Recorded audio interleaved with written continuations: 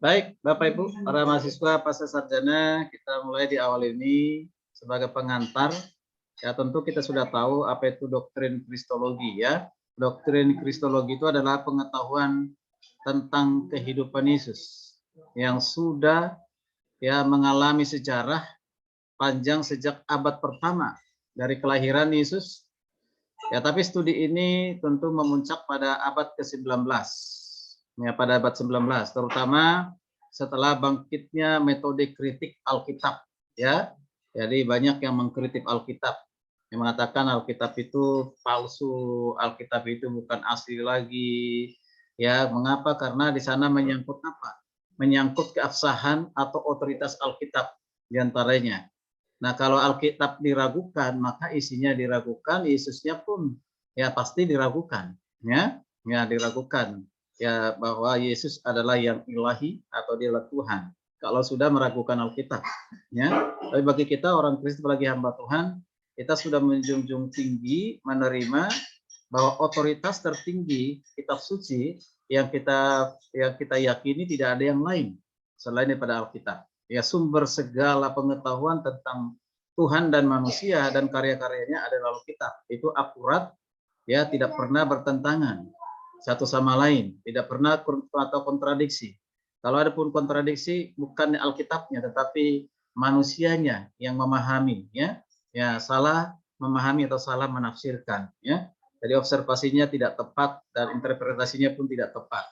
Oke, ini apalagi menyangkut keabsahan Yesus dan akhirnya terus menerus berkembang, ya berkembang sampai hari ini, ya, ya hari ini bicara tentang Kristus itu masih terus diperdebatkan banyak orang, ya diperdebatkan oleh banyak orang, ya, ya terutama di kalangan non Kristen, ya non Kristen, ya itu YouTube sekarang itu banyak sekali ya, ya bahkan merendahkan, menghina, ya mengolok-olok, ya itu masih ada sampai hari ini, bahkan ada juga orang-orang Kristen ya yang tidak punya pemahaman yang luas, yang baik dan benar, mudah terpengaruh, ya mudah terpengaruh sehingga dia menolak Yesus sebagai Tuhan, ya.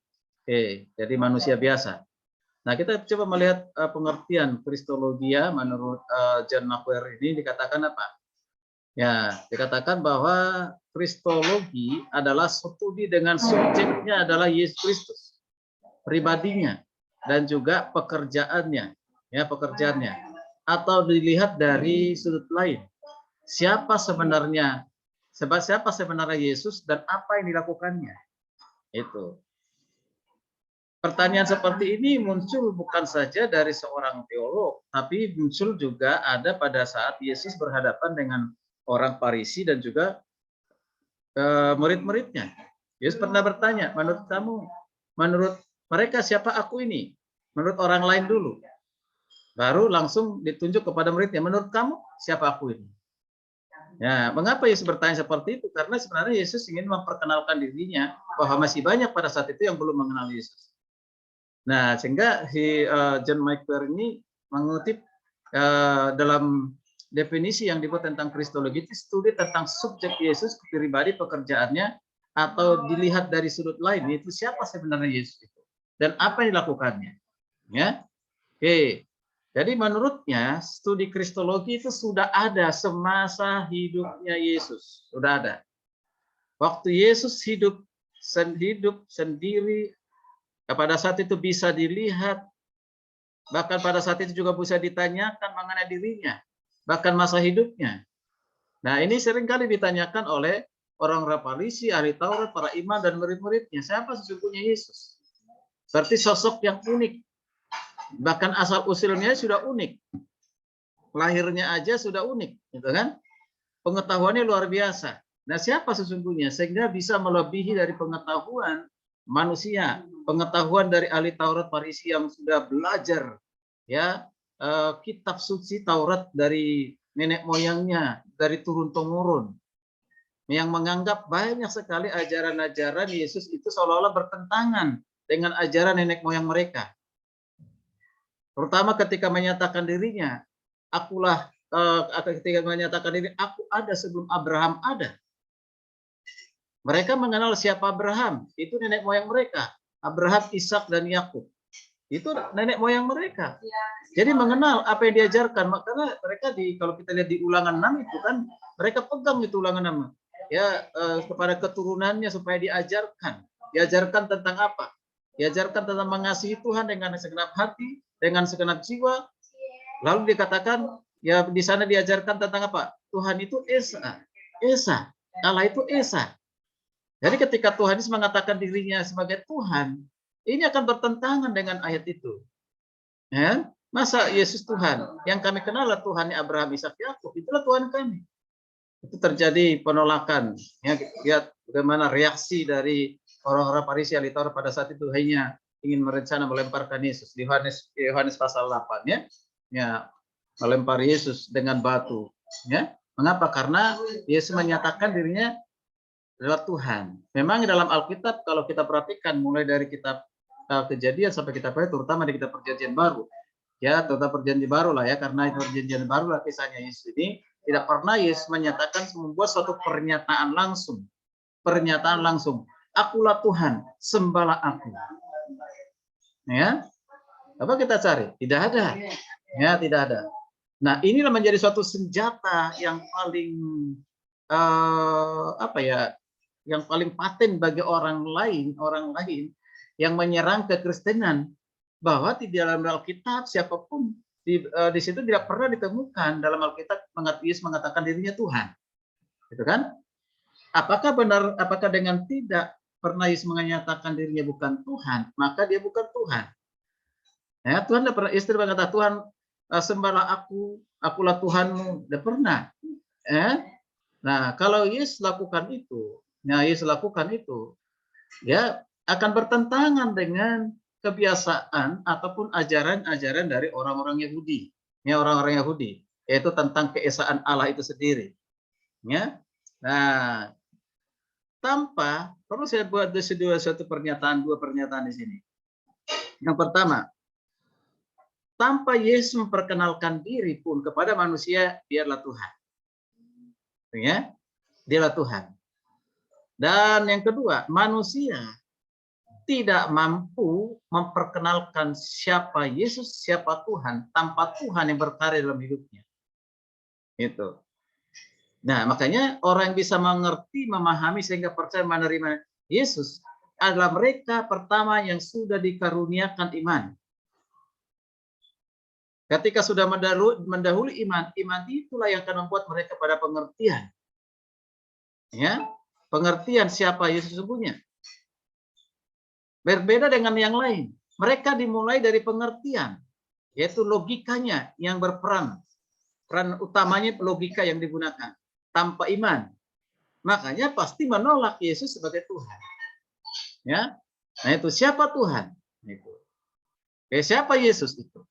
Oke, jadi istilah kristologi sendiri itu berasal dari dua bahasa yang kita sudah pasti tahu semua ini. Dari kata Kristos ataupun disebut Kristus, dan logos ataupun ilmu. Maka kristologi merupakan cabang dari ilmu teologi. Ya, kalau di ilmu teologi itu ada 4 pembagian teologi, karena di sini ada Pak Eston ya. 4 pembagian teologi itu, pembagian teologi yang pertama adalah teologi biblikal, kedua teologi sistematika, yang ketiga teologi historika, dan keempat teologi praktika. 4 teologi inilah yang dibagi di mata kuliah semua yang ada di kurikulum. Ya. Nah, lalu mata kuliah kristologi masuk di mana? Ya, dia masuk di teologi sistematika. Ya, sistematika. Dan yang menjadi di sekolah kita ini adalah menjadi penekanan utama ataupun disebut dengan keunggulan gitu ya. Keunggulan itu salah satunya adalah di sistematikanya. Oke. Baik, kita perhatikan. Jadi kristologi merupakan cabang dari ilmu teologi dan logos mengenai Kristus, pemikirannya, ucapannya mengenai dirinya sendiri. Ya, mengenai Kristus, sasaran iman, kepercayaan Kristen. Ya, ini yang kita pahami pengertian dasar dari kristologi ya, kristologi. Nah, sekarang kita lanjutkan. Mengapa penting mempelajari doktrin Kristus? Mungkin sebelum kita masuk, mungkin ada beberapa para mahasiswa, Bapak Ibu yang bisa mungkin memberikan suatu alasan atau ya argumen mengapa kita penting untuk mempelajari doktrin Kristus. Silakan. 1-2 orang. Ada yang bisa? Semua pasti kita bisa lah. Ya, mengapa kita penting belajar tentang doktrin Kristus? Saya, Pak. Ya, silakan. Saya, Pak. Ya, Pak Firman dulu. Alasan mengapa kita harus mempelajari doktrin Kristus atau Kristologi, karena satu alasan bahwa ada banyak orang yang meragukan tentang keilahiannya. Yang kedua, mungkin ini bagi saya mungkin kaum Nasrani atau orang yang mempercayai bahwa Yesus adalah Tuhan, itu karena pemaksaan doktrin atau menjadikan Yesus itu dengan apa? Menjadikan dia sebagai Tuhan. Jadi bukan karena seperti yang Bapak sampaikan tadi bahwa ada kalimat tertentu atau ungkapan tertentu yang diucapkan secara langsung oleh Yesus bahwa dia adalah Tuhan dan sembahlah aku. Jadi alasan inilah yang kemudian mendorong kita untuk sama-sama mempelajari itu. Kalau tidak, kita orang lain memahami bahwa orang Kristen itu sendiri yang memaksakan bahwa Kristus itu adalah Tuhan. Padahal pada dasarnya kalau kita lihat dari ungkapan-ungkapannya belum ada yang tersirat secara langsung. Itu yang pertama menurut saya tadi. Kemudian yang terakhir, mengapa kita mempelajari doktrin Kristus? Karena bagaimana kita memahami dia dalam sudut pandangan perjanjian lama. Jangan-jangan itu juga adalah hasil dari rekayasa bahwa akhirnya kita memaksakan dialah yang dijanjikan itu kemudian di perjanjian baru. Jadi karena secara tersirat juga, tersirat maupun juga secara tersurat di perjanjian lama, tidak ada secara langsung Kristus yang dimaksud. Demikian. Oke. Itu alasan. Ya, jadi ada 3 alasan. Yang pertama tadi dari keraguan tentang keilahian Yesus ya. Lalu yang kedua itu adalah ya tentang pernyataan dari Yesus itu tidak ada menyatakan dirinya Tuhan yang harus disembah. Kemudian juga perjanjian lama ya belum tersingkap dan mungkin sulit dimengerti Kristus dalam perjanjian lama gitu ya. Lagi jemaat awam gitu ya. Oke, baik. Ada yang lain? Ya, saya, Pak. Silakan Pak Ivan. Oke. Ini memang salah satu mata kuliah favorit ya, karena membahas tentang Yesus Kristus ya. Mengapa penting mempelajari doktrin Kristus? Karena agama itu dari zaman dahulu sampai sekarang, terutama kita kenali yang agama Samawi itu mempunyai kesamaan tentang konsep Allah. Namun yang membedakan di antara ketiga agama ini, Judaism, Kristen, dan Islam, itu dibedakan oleh Yesus itu sendiri. Dan kita mengakui dia sebagai Tuhan dan Juru Selamat. Oleh sebab itu, betapa pentingnya kita mempelajari doktrin Kristus ini, sehingga selain kita mempelajari tentang keilahiannya, kita juga bisa menjelaskan kepada orang-orang yang bertanya tentang Kristus itu sendiri. Ya, mungkin ini saja dari saya. Oke, baik, makasih. Jadi memang ada 3 agama besar dunia ini, Kristen, Islam, Yudaisme ya, yang ya mengakui Allah itu ada ya, bahkan mengakui keesaan dari Allah. Tapi ketika masuk kepada kekristenan, ada satu topik yang menjadi problem ya, atau sering dipertentangkan, yaitu pribadi dari kedua dari Tritunggal itu, Kristus kan gitu ya. Jadi dikatakan sebagai Tuhan. Ya, betul ya. Ya, betul ya. Jadi ini bahkan kalau ajaran kitabnya ada persamaan, terutama ya, ada persamaan ya. Kalau saudara kita Muslim pun memahami juga tentang perjanjian lama kan gitu ya. Ya, Ibrahim, Ishak, sekalipun mungkin salah yang dipersembahkan Ismail, bukan Ishak, kan gitu ya. Mereka juga cerita pernah Esther. Saya pernah mendengarkan cerita tentang Esther dari tempat ibadah mereka. Kok ada cerita tentang kisah Esther? Ini dalam Alkitab. Berarti ini kutipan dari Alkitab ini, ya. Karena jauh sebelum kitab suci itu Alkitab, kitab kita sudah ada ya, terutama Taurat, kan gitu ya. Ya, nah itu. Mereka cerita itu. Itu luar biasa. Ya, betul. Terima kasih Pak Ivan, ya. Terakhir satu lagi, silakan. Ya. Saya Pak. Ya, mari silakan Ibu Berni. Menurut saya Pak, mengapa penting mempelajari doktrin Kristus itu?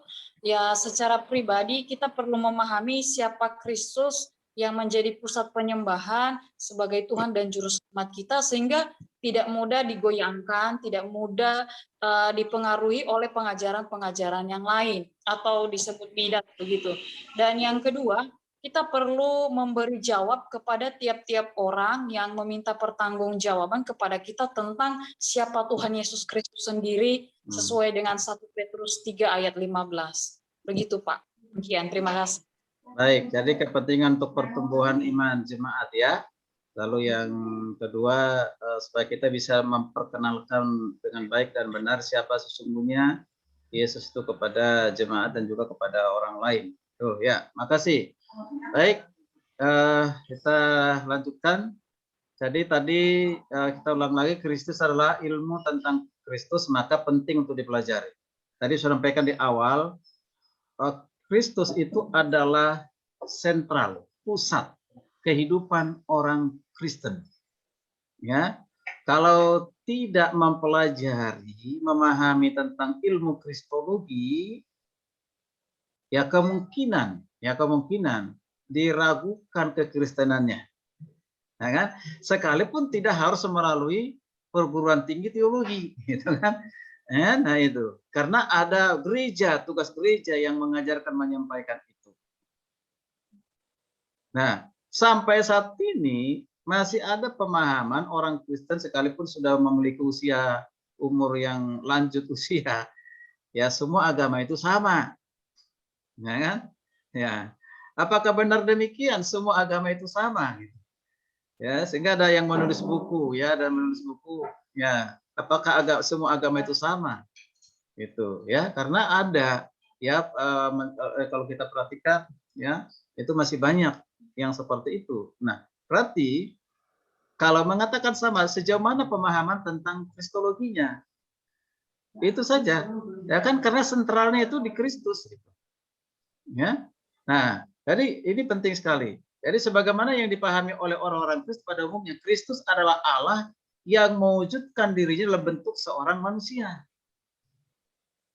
Ini tidak masuk logika bagi mereka yang belum beriman kepada Kristus.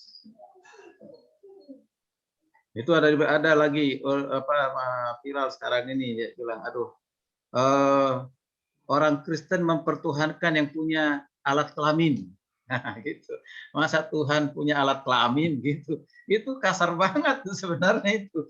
Ya, luar biasa itu penghinaan kepada Yesus. Tapi ya kita wajar saja, maklum saja karena belum dikaruniakan iman, belum punya pemahaman. Dia belum bisa membedakan antara kemanusiaan dan keilahiannya. Ya, hanya dua kan, orang bisa mengerti melihat Yesus itu hanya sisi kemanusiaannya. Sehingga ini pasti keliru kalau hanya melihat dari ke sisi kemanusiaannya, pasti sesat, ya. Atau kita hanya melihat dari keilahiannya, tetapi kita tidak melihat kemanusiaan, sama saja. Itu akan bisa keliru dan ada kesesatan. Berarti dua ini tidak bisa dipisahkan. Belajar keilahiannya, tapi juga kemanusiaannya. Ya, itu dua sisi yang tidak bisa dipisahkan. Sehingga kita bisa melihat, memahami di mana sisi pada saat Yesus ya sebagai manusia, dia di mana sebagai ilahi. Karena kalau kita tidak bisa melihat itu, ini nanti menjadi terjebak satu pemahaman merendahkan Yesus. Ya, merendahkan Yesus karena apa? Tidak mampu, misalnya mengatakan, ya kalau ada ayat Alkitab mengatakan, ya bahwa kemuliaanku adalah dari Bapa, kuasaku adalah dari Bapa. Sehingga ada proses perpindahan dari Bapa diberikan kepada Yesus. Jadi Yesus, Bapa berkuasa untuk mengambil kuasa itu dari kemuliaan itu dari Yesus. Berarti sebelum diberikan kuasa itu, kemuliaan itu, berarti Yesus itu adalah manusia biasa. Begitu, ya. Nah, dan ada lagi misalnya katakan, ya, aku lebih besar daripada Bapa. Nah, ini harus dilihat. Mengapa Yesus mengatakan demikian? Dari sisi apa? Apakah menyentuh ke suatu kuasa? Oh, Bapa lebih berkuasa, aku tidak. Gitu kan? Nah, hal seperti ini yang sampai saat ini masih berkembang ajaran-ajaran begitu ya. Ya, walaupun Kristus adalah sosok yang ilahi, namun kebenarannya dulu dapat dipahami mengenai dirinya sampai sekarang, bahkan sampai terkait dengan manusianya. Ya, manusia biasa, bahkan ada yang mengajarkan manusia yang Yesus sebagai manusia berpotensi jatuh dalam dosa. Itu ajaran di kalangan Kristen loh. Nah, saya dengar di viral itu ajaran Kristen loh. Itu luar biasa. Seorang YouTuber ya mungkin membuat satu sensasi supaya laku kali YouTubernya kan, sehingga membuat demikian gitu kan. Ya, gitu. Ya, nanti kalau kita pahami itu, ya, kalau dia berpotensi jatuh di dalam dosa atau berbuat dosa, maka tidak layak menjadi juru selamat bagi orang berdosa. Nah kan, betul nggak? Betul ya? Nah, karena salah satu syarat dari juru selamat itu, syaratnya apa? Pertama manusia. Karena itu sudah dibuatkan. Manusia. Yang kedua, manusia tidak berdosa. Lalu kita cari di dunia ini, siapa manusia yang tidak berdosa dan bisa membuktikan bahwa dia tidak berdosa? Tidak ada yang lain selain pada Yesus. Makanya dia layak menjadi korban juru selamat bagi manusia. Gitu. Gak mungkin manusia berdosa menuntun orang berdosa. Gak mungkin manusia berdosa menuntun orang berdosa ya kepada jalan supaya jangan berdosa gitu. Harus manusia yang tidak berdosa. Itu satu-satunya adalah Yesus. Makanya memenuhi juru selamat. Jadi kalau ditanya apa syarat juru selamat? Yaitu manusia. Mengapa karena harus dikorbankan? Yang kedua, manusia yang tidak berdosa. Begitu. Ya, karena harus menyelamatkan manusia yang berdosa. Oke. Nah, baik. Jadi kalau kita perhatikan di dalam Kristologi ada begitu banyak ajaran sesat sekarang ini ya. Jadi mulai dari abad pertama ya menunjukkan betapa kalau kita sudah tahu bahwa banyak ajaran sesat, betapa pentingnya kita belajar ya mengerti tentang Kristologi. Kapanpun kita tidak akan pernah berhenti belajar Kristologi. Selama hidup kita di dunia ini selalu belajar tentang pribadi yang kedua itu Yesus. Siapa itu Yesus? Siapa engkau sesungguhnya? Mata kuliah Kristologi berhenti itu hanya 5 kali pertemuan kan gitu ya. Apa cukup? Tentu tidak. Sebelum kita belajar hari ini ya kita sudah belajar sebelumnya kan. Ya. Kalau kita sudah menyerahkan diri jadi hamba Tuhan itu tanggung jawab kita ya untuk mengajarkan kepada jemaat. Sebelum mengajarkan tentu diawali dari kita sendiri. Ya supaya tadi bisa pertama adalah berapologet, pembelaan iman, yang kedua adalah untuk pertumbuhan ya jemaat ya. Oke, nah kalau ini bukan sesuatu yang penting bagi iman kita, ya setan akan menyerangnya dengan menggunakan begitu banyak ajaran sesat. Dan ajaran sesat itu dari mana? Apa dari Tuhan? Nah, kan gitu ya. Gak mungkin Tuhan mengajarkan dirinya dalam kesesatan. Tuhan itu pasti mengajarkan kebenaran karena dialah kebenaran itu sendiri. Ajaran sesat itu adalah pengaruh dari ajaran-ajaran ilmu, bisa saja ilmu filsafat, orang-orang liberal, ya yang salah memahami mengerti Alkitab. Dia memahami Alkitab itu berdasarkan kemauannya dia. Ya, jangan sampai masuk di gereja ya. Kadang-kadang di gereja juga ada yang ya kurang memperhatikan konteks pada saat mengajar Alkitab. Ya, kutip satu ayat, lalu ayat itu tidak dikupas dengan menghubungkan konteks yang dekat, konteks jauh. Jadi saya mau perutnya aja, saya mau kepalanya sehingga salah dalam hal menafsirkan. Jadi tidak menggunakan hermeneutik induktif, ya, tapi menggunakan deduktif. Apa itu deduktif? Kalau deduktif itu dia sudah punya kesimpulan dulu tentang pribadi Yesus. Setelah punya kesimpulan dia cari buktinya. Itu boleh saja ada kebenaran, tapi itu tidak akurat. Mengapa? Karena dialami dulu, baru percaya kepada Yesus kan gitu ya. Seharusnya tidak gitu. Harus induktif. Cari dulu faktanya, datanya, dokumennya dalam Alkitab. Baru kita tarik kesimpulan. Karena yang menyimpulkan itu adalah Alkitab itu sendiri. Begitu. Jadi bukan kita, kan gitu ya. Nah, ini penting sekali. Makanya penting sekali untuk belajar kristologi, terutama kristologi ini ya. Nah, kalau kita melihat dalam skop atau ruang lingkup yang lebih luas, maka kita bisa melihat bahwa dalam dunia ini, tadi yang disebut tadi oleh Pak Ivan itu, ya agama itu mempunyai paling banyak aliran. Ya, hampir semua agama itu punya banyak aliran. Nah, tetapi sebenarnya yang paling banyak alirannya, itu aliran yang paling banyak itu termasuk aliran yang benar maupun yang sesat. Ya, ada di agama Kristen. Justru di agama Kristen justru bukan agama lain. Nah, tuh. Ada Mormon, ada Saksi Yehova, ada Children of God, apalagi tuh. Wah, banyak sekali. Ya, banyak. Ya, gereja setan, nah gitu. Sebenarnya tidak perlu dibuat gereja setan, yang tidak tepat ya. Ya, karena nggak ada namanya gereja setan. Ya, gereja itu ya dari kata eklesia itu kan, orang yang dipanggil keluar ya dari kegelapan, itu gereja. Ya, kalau udah keluar dari kegelapan dibawa kepada Kristus, ya itu ya bukan lagi setan gitu. Ya, tidak setan. Nah, ini loh. Jadi banyak sekali dalam agama Kristen itu ajaran-ajaran yang mirip-mirip. Mengapa? Karena sumbernya sama, yaitu menggunakan Alkitab. Makanya kadang-kadang orang Kristen mengatakan begini, Saksi Yehova itu nggak sesat, Pak. Mengapa? Karena ya mereka juga menggunakan Alkitab. Ya, memakai Alkitab begitu.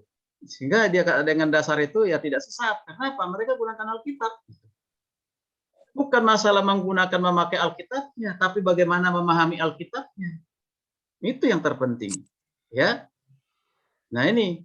Jadi semua agama yang lain hanya mempunyai satu atau dua aliran saja, tapi Kristen punya puluhan bahkan mungkin ratusan alirannya kan gitu ya. Ya, ada kalau aliran Injili, karismatik, gitu kan? Nah, ya Pentakosta, ya Protestan dan yang lain, kan gitu ya. Nah, tapi aliran-aliran yang seperti itu belum tentu juga kita mengatakan itu sesat, gitu ya. Ya mungkin ada cara-cara pemahaman yang berbeda, tidak menyesatkan atau dogma ataupun mungkin tata ibadah yang berbeda. Jangan sampai kita menilai itu jadi sesat, gitu ya. Oke. Jadi orang sering meninjau hal ini secara negatif dengan menganggap hal ini sebagai hal yang jelek. Agama yang terjelek di Indonesia ini apa? Kristen. Mengapa? Terlalu banyak di sana alirannya kan gitu. Ya, nah, ada pernah bertanya kepada saya seorang bapak, Pak, itu kok ada ini agama lain? Itu kok ada Kristen Protestan, karismatik, Pentakosta? Maksudnya apa? Terutama Pak, apakah yang dimaksud dengan Kristen Protestan? Apakah orang Kristen Protestan ini yang kerjanya protes dulu katanya? Ya protes gitu. Ya, karena kalau menjawab ini ya susah juga, sulit juga kan gitu ya. Ya, mungkin juga tidak, mungkin juga iya kan gitu ya. Iya, ada aliran Lutheran ya kan, Calvinis dan yang lain sebagainya, ya. Oke. Ya, baik. Jadi, tetapi sebetulnya hal ini bisa ditinjau secara positif, yaitu dengan apa? Menyadari bahwa setan tentu paling senang untuk menyerang ajaran yang benar, gitu. Nggak suka setan itu ajaran yang benar, sehingga dibolak dibalik, ya kan? Seolah-olah sama mulai dari zamannya Adam kan udah begitu kan, ya. Ya Adam dan Hawa sudah tahu apa yang benar, tapi mendengar, menerima yang konsep yang benar menurut sumber lain gitu, dibalik gitu kan. Yesus sendiri aja dicobai kok. Kan? Ya dicobai. Kalaupun ada orang yang mengatakan ketika Yesus dicobai itu dia menang atas cobaan itu, nah disitulah dia punya kuasa. Ada yang ngajar begitu. Kapan Yesus punya kuasa? Setelah selesai dicobai. Nah ini berarti sebelum dicobai dia nggak punya kuasa. Ya kan? Ada lagi, nanti kita putarlah videonya. Ada yang mengatakan bahwa Yesus itu sebagai anak Allah diteguhkan sebagai anak Allah pada saat dia dibaptis di Sungai Yordan. Berarti sebelum dibaptis dia bukan anak Allah. Padahal Markus Yohanes sudah memperkenalkan sebelum dia dibaptis sudah menyatakan dia anak Allah, bahkan dalam perjanjian lama pun sudah menyatakan dia anak Allah. Gitu. Nah ini luar biasa. Ya itu seorang ya lumayan juga jabatannya di suatu sinode, sekum sinode kan gitu. Bicara demikian. Aduh, luar biasa ya. Ya. Oke, nah kalau suatu ajaran agama adalah salah, untuk apa setan menyerang lagi? Untuk apa setan menyerang lagi? Ya tentu kita pasti tahu. Ya, setan itu misinya apa? Ya, kosongkan surga, penuhi neraka. Kan gitu. Ya ini kita melawan itu, karena itu misinya, kosongkan surga, ya atau berikan surga yang palsu. Ya kan banyak ajaran yang palsu, surga yang palsu sekarang. Di surga masih bisa menikah, ketemu dengan bidadari, tinggal memilih, semuanya masih perawan. Nah, kan itu. Tinggal pilih. Ya, gadis yang tadinya di dunia ini tidak perawan, ketika nanti surga jadi perawan. Ya, ada ajaran seperti itu sekarang ini. Jadi di surga masih bicara seks gitu loh. Nah ini ajaran dari mana? Oh, luar biasa. Makanya ada orang nekat mati. Ya mati dengan cara-cara yang tidak benar, ya karena ingin mendapatkan yang benar. Gitu. Yang benar apa? Yaitu apa? Mendapatkan bidadari tadi. Ya ajaran orang Kristen kan tidak seperti itu. Yesus sudah mengatakan bahwa di sorga itu tidak ada kawin dan dikawinkan. Nanti tidak ada lagi para pendeta ya mengurusi konseling pranikah. Tidak ada lagi nanti mengurusi menikah, ya kan? Tidak ada lagi itu. Dan tidak ada beranak dan diperanakan lagi, tidak ada. Itu Yesus mengatakan sama seperti malaikat katanya, yang tidak dikawin dan tidak dikawinkan. Itulah orang percaya pada Kristus. Dia tidak ada. Itu bertentangan sekali dengan ajaran Alkitab. Ya, tidak. Nah ini luar biasa. Nah karena itu ada banyak aliran dan penyesatan dalam kekristenan seharusnya justru membuat kita semakin sungguh-sungguh di dalam mengikut Kristus. Dan ada banyak ajaran sesat dalam kristologi seharusnya membuat kita makin sungguh-sungguh dalam belajar kristologi. Belajar tentang pribadi yang kedua Kristus ini, ya tidak pernah kita berhenti, tidak pernah bosan dan tidak pernah jenuh. Hati-hati, kalau sudah ada kejenuhan belajar tentang pribadi ini, hati-hati, kita evaluasi lagi hati dan pikiran kita dan iman kita, ya. Jangan sampai nanti seperti teman kita yang lain itu ya, mengaku-ngaku doktor teologi, udah pendeta, mencetak banyak hamba Tuhan, ya kan? Jadi mualaf gitu kan. Nah, benar atau tidaknya, saya pikir banyak ketidakbenarnya gitu kan. Gitu ya. Tapi supaya laku terjual, ya kan? Ya, dengan cara seperti itu, ya. Begitu. Ya, Pak Ivan kalau mau jadi cepat dapat duit dan naik mobil mewah ya cepat aja. Jadi penceramah. Seperti itu cepat tuh, apalagi menyerang imannya orang Kristen, iman yang dulu kan. Oh, dipanggil di mana-mana itu. Penuh jadwal itu. Ya, penuh. Kalau udah penuh jadwal ya pasti penuh kantong juga kan gitu ya. Ya, ada itu sebenarnya itu. Tapi kalau dalam kita ini kan dalam pelayanan orang-orang hamba Tuhan ini ya kemanapun diutus patokannya kan bukan pemberian itu, tapi patokannya adalah bagaimana kita dipakai untuk memberitakan firman itu, memberitakan Injil, memberitakan Yesus, gitu ya.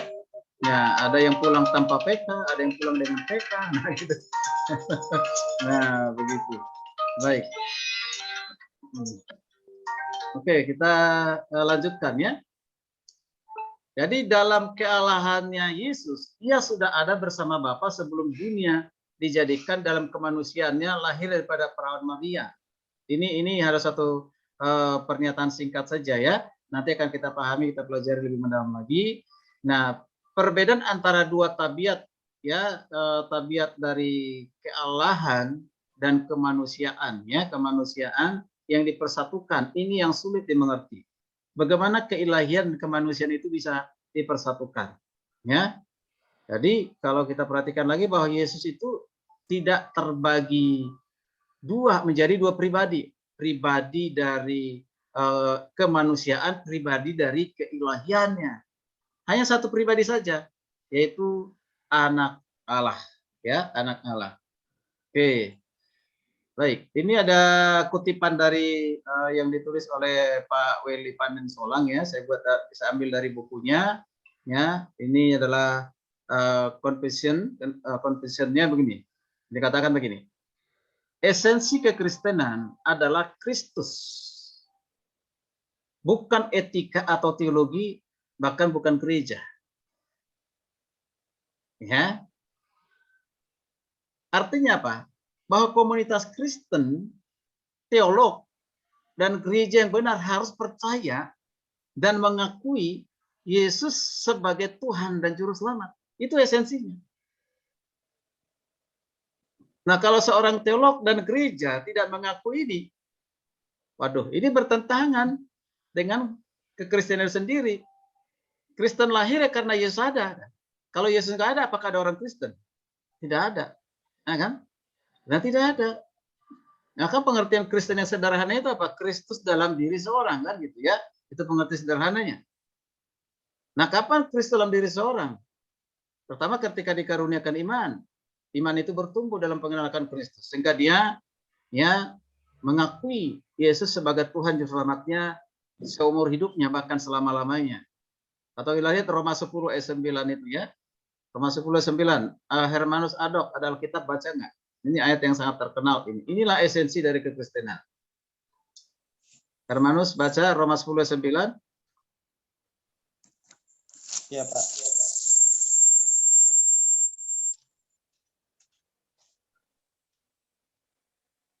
Silakan.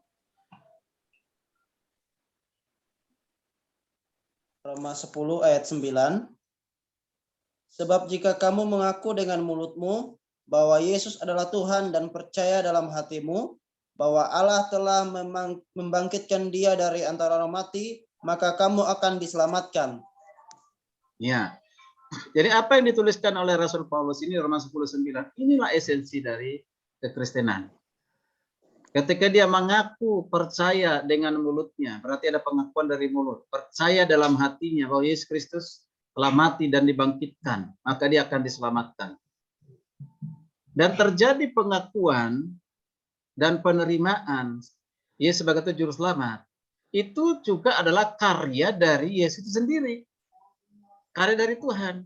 Karena Yohanes juga mengatakan tidak akan pernah seseorang mengakui Yesus Tuhan kalau dia bukan dari Tuhan. Maka dikatakan barang siapa yang tidak mengaku Yesus sebagai Tuhan, maka dia bukan berasal dari Tuhan. Ya, udah pasti berasal dari simbolis, ya kan? Ya, Satan, ya kan gitu kan? Nah itu. Nah, tapi kalau kita bicara begini keras kepada orang lain akan tersinggung kan gitu ya. Ya, begitu akan marah ya. Nah, jadi sekali lagi gereja atau teolog yang tidak mengakui Kristus sebagai Tuhan, tetapi menganggap Yesus hanya sebagai makhluk ciptaan atau rendah dari Bapa, maka saya katakan mereka bukan Kristen, bahkan mereka bukan gereja, dan mereka bukan teologi yang alkitabiah. Wow, hati-hati. Ya? Kalau sampai meragukan tentang keilahian Yesus, bahkan membuat Yesus lebih rendah daripada yang lain, dalam pengajarannya, dia bukan seorang teolog yang alkitabiah. Maka dia juga bukan gereja yang sesungguhnya kan. Ada namanya nama gereja, tetapi Yesusnya tidak pernah menjadi berita pemberitaan utama di gereja itu. Lebih baik lepaskan itu, jangan gunakan gereja. Ya, gak usah gunakan nama gereja. Mengapa? Karena gereja itu kan pengertian dari apa? Kalau dari kata apa? Sebenarnya kata gereja itu kan tidak ada dalam Alkitab ya. Dicari dalam kitab Kejadian sampai Wahyu tidak ada kata gereja. Tapi apa kata dengan tidak ada kata gereja di dalam kitab, maka itu tidak alkitabiah kan gitu ya. Ya. Tapi kalau kita lihat di 1 Korintus pasal yang ke-1 itu kan sangat jelas ya, orang-orang yang dipanggil.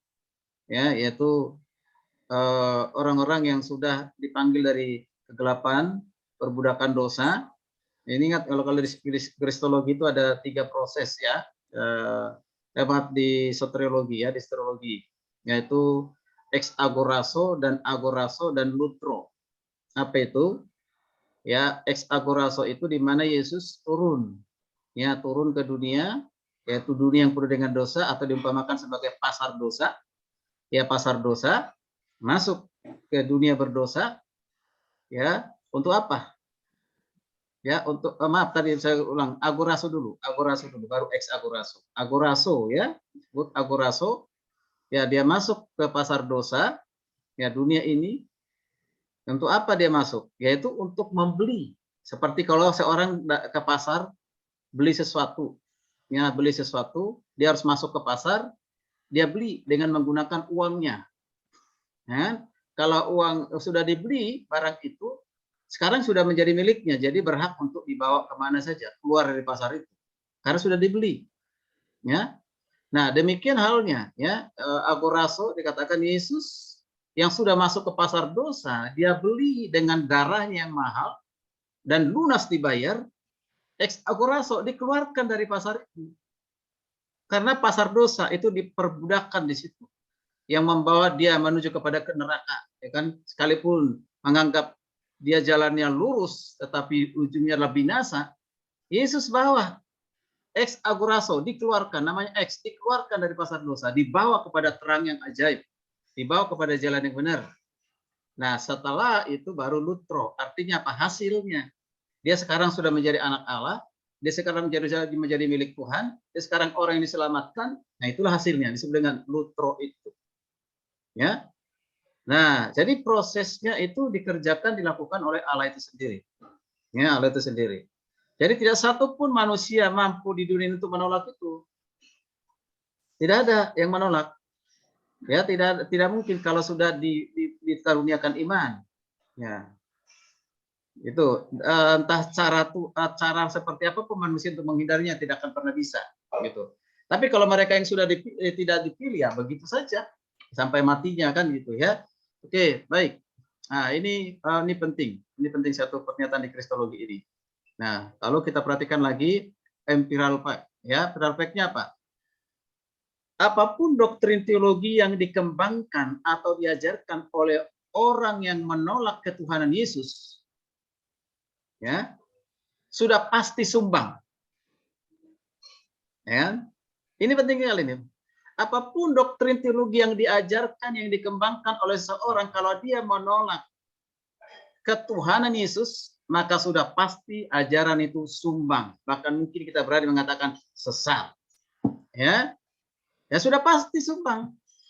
Sebab doktrin, ya teologi yang benar diawali dengan mengakui dan menerima Kristus sebagai Tuhan Juru Selamat.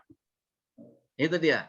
Makanya banyak orang Kristen pengajar-pengajar yang liberal itu karena mungkin belum diakui ya sebagai Tuhan, tapi dia sebagai manusia, sebagai tokoh yang baik dan patut diteladani, gitu kan? Nah, jadi ini penting sekali. Jadi mengakui Yesus Kristus yang lahir sebagai penebus dan juru selamat, tetapi tidak menerima dia sebagai Tuhan dan juga sumbang. Ya. Dia sudah mengakui Yesus yang lahir sebagai penebus dan juru selamat, tetapi tidak menerimanya sebagai juru selamat, sebagai Tuhan. Nah, ini sama dengan orang Farisi ahli Taurat. Mereka sudah tahu nubuatan Yesaya, nubuatan Mika, nubuatan Ezekiel, nubuatan Daud dan yang lain sebagainya. Mereka tahu tempatnya Yesus lahir di mana, Kak. Mereka tahu semuanya. Dan ada yang menyembahnya, percaya kepadanya. Mereka tahu, menyaksikan. Mereka adalah ahli-ahli Taurat yang hebat, yang luar biasa. Makanya ajarannya mereka sumbang ketika menolak Yesus. Gitu, ya. Nah, jadi percaya kepada Allah Bapa, Sang Pencipta. Ini, namun menolak Yesus sebagai Tuhan juga semakin sumbang lagi. Nah, ini dia. Ini berhubungan dengan Trinitas. Ada orang, saya percaya kepada Bapa, Sang sebagai Pencipta. Tapi saya menolak Yesus sebagai Tuhan. Nah, kan masih ada sampai sekarang ini. Karena dia bukan Tuhan. Mengapa? Tidak pernah Yesus memperkenalkan diri sebagai Tuhan, menyatakan diri sebagai Tuhan. Nah, kalau dia Tuhan, mengapa dia mati? Kalau berteriak-teriak, baru kita perkataan Yesus di kayu salib, salah satunya ketika dia disalib, Eli, Eli, Eli lama sabachthani, Allahku, Allahku, mengapa engkau meninggalkan aku? Ini pernyataan Yesus di kayu salib seolah-olah membuktikan kelemahannya, membuktikan ketidakmampuannya, dan sekaligus membuktikan dia bukan Tuhan. Ini menjadi suatu perkataan atau ucapan yang digunakan menyerang, serangan yang empuk bagi kekristenan. Kalau orang tidak memahami dari ucapan Yesus ini, maka dia mudah dipengaruhi, mudah digoyahkan. Betul juga ya, kalau dia Tuhan, lalu Tuhan siapa yang dipanggil? Memanggil dirinya sendiri. Allahku, Allahku, mengapa engkau meninggalkan aku? Nah, ini bukankah ini menggunakan logika yang sehat? Sudah menjelaskan, sudah menyatakan bahwa dia bukan Tuhan. Karena dia panggil Allah, dia butuh pertolongan. Dia sakit, dia menderita. Butuh pertolongan, sama seperti kita butuh pertolongan. Sehingga alasan ini membuat orang meragukan keilahian Yesus. Alasan ini membuat Yesus ditolak sebagai Allah. Nah ini luar biasa. Berapa banyak di Indonesia bahkan di dunia ini karena tidak mengerti tentang ucapan itu. Kalau dia kata, ya Bapa, ampunilah mereka sebab mereka tidak tahu apa mereka perbuat. Yesus minta pengampunan dari Bapa. Nah katanya Yesus Tuhan yang dapat mengampuni dosa manusia. Bahkan pernah mengatakan demikian. Anak manusia datang untuk mengampuni dosa. Nah sekarang kalau dia minta pengampunan kepada Bapa, dan itu kan sudah jelas dia bukan Tuhan. Nah ini luar biasa. Jadi ini ajaran-ajaran yang sumpah. Sekarang ini gampang. Kalau dulu belum ada konten-konten video ini seperti sekarang yang YouTube ini, Facebook, masih sulit orang menemukan ajaran-ajaran seperti itu dulu. Karena apa? Harus dibaca di buku, ya, harus dibaca di buku, ya. Bukunya susah dicari, apalagi udah di pedalaman di pedesaan sana, bagaimana bisa mencari buku kan gitu ya? Ya susah. Ya, tapi sekarang di pedalaman pun orang punya handphone, dia akan sudah menerima banyak ajaran-ajaran yang sumbang. Ini yang bisa membahayakan imannya. Nah, inilah tanggung jawab kita, Ibu. Ya, nah, nanti kalau kita perhatikan di sini, berarti ajaran Kristologi itu adalah yang simpulan adalah sesuatu yang sangat penting. Oke, sangat penting. Baik, apa itu Kristologi? Nah, dan nanti kita pembahasan sebelum kita lanjutkan, kita diskusi aja dulu. Ya, diskusi. Supaya jangan hanya saya yang bicara. Silakan, Bapak Ibu.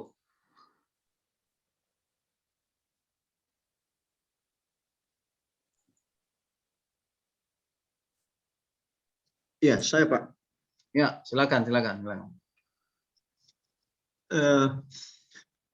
Kalau kita melihat Kristus adalah pusat doktrin kita atau menjadi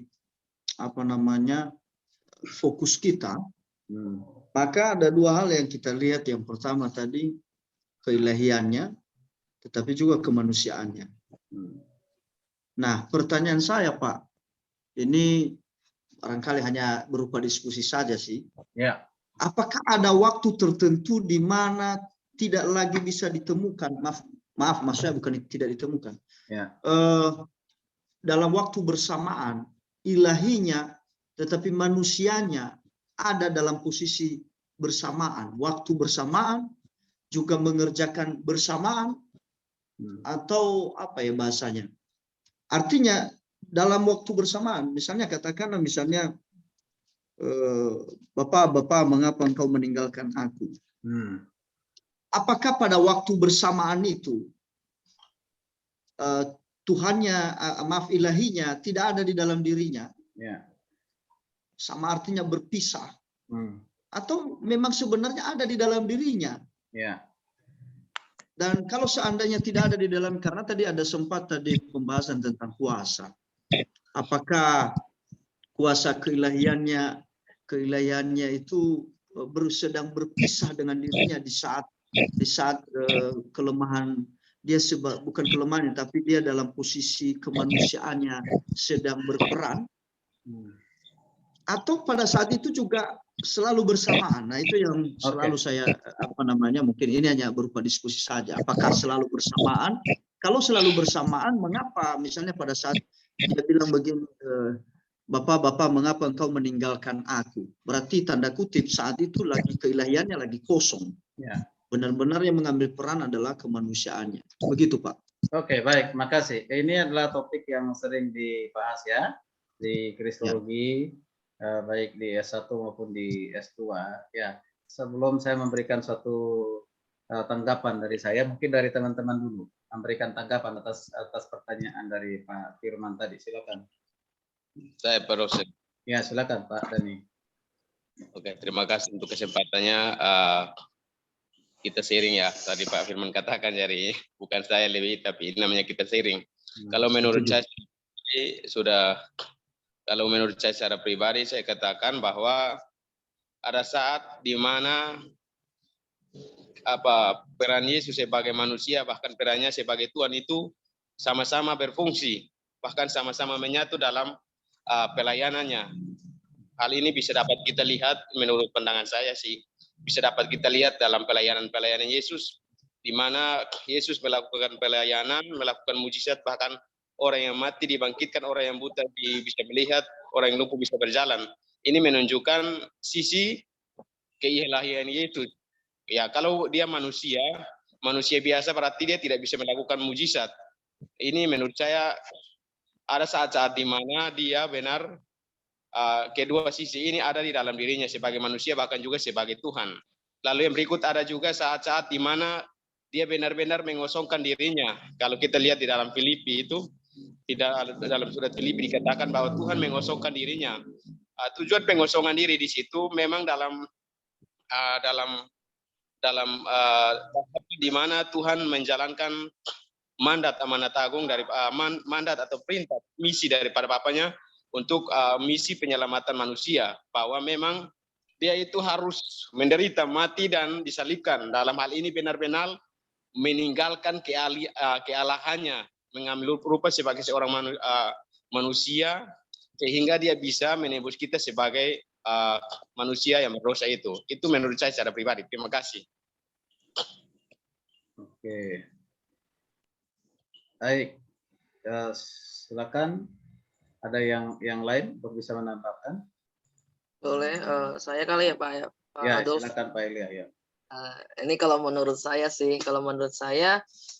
keilahian Tuhan Yesus ketika dia menjadi manusia itu tetap ada karena memang dia yang berkuasa di kerajaan surga maupun di bumi.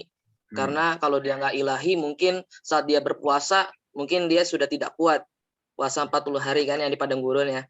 Nah, terus yang Eli lama sabakthani itu kan kalau nggak salah pernyataan Tuhan Yesus melihat Bapa yang melihat Tuhan Yesus penuh dosa ya, kalau nggak salah penuh dosa. Jadi mungkin Tuhan Yesus Bapa di surga tidak sanggup melihat Tuhan Yesus yang penuh dosa. Jadi perumpamaan seperti itu. Jadi dia sebenarnya keilahiannya tetap ada di dalam tubuh manusianya, namun dia harus menjalankan nubuatan sesuai dengan Alkitab untuk penyelamatan umat manusia dari dosa. Mungkin seperti itu. Terima kasih. Bisa saya tanggapin, Pak. Baik. Silakan Pak Firman. Ya, ini kita diskusi. Oke, ini pernyataan yang terakhir itu yang disampaikan Pak siapa tadi yang maaf? Pak Eston Magai. Pak Eston ya. Terima kasih Pak Eston, salam kenal. Jadi yang pertama tadi itu yang dibahas tentang di padang gurun, katakan dia berpuasa. Apakah itu yang bicara-bicara itu atau yang sekaligus yang mengalami tentang berpuasa itu adalah ilahinya? Maka itu bagi saya, mohon maaf, itu pertanyaan. Yang kedua, sejak kapan Yesus berdosa di atas kayu salib? Kan gitu kan? Karena tadi Allah memalingkan wajahnya untuk tidak melihat Yesus karena keberdosaannya. Jadi menanggung dosa kali maksudnya. Iya, menanggung dosa. Bukan berdosa ya. Ya, menanggung dosa, bukan berdosa. Oke, ya. Terima kasih Pak. Terima kasih, nggak apa-apa. Oke, silakan yang lain, silakan. Ya, silakan. Ya, ulang lagi. Oke, yang lain. Ya, ada yang mau masih berbagi? Ya. Saya Pak. Ya, silakan. Ini Rahmatwati. Ya. Iya, terima kasih Pak. Untuk pertanyaannya, menurut saya Yesus itu adalah pribadi yang di dalam pribadi itu ada hakikat ilahi dan ada juga hakikat kemanusiaan, hakikat manusia sebagai manusia seperti itu Pak.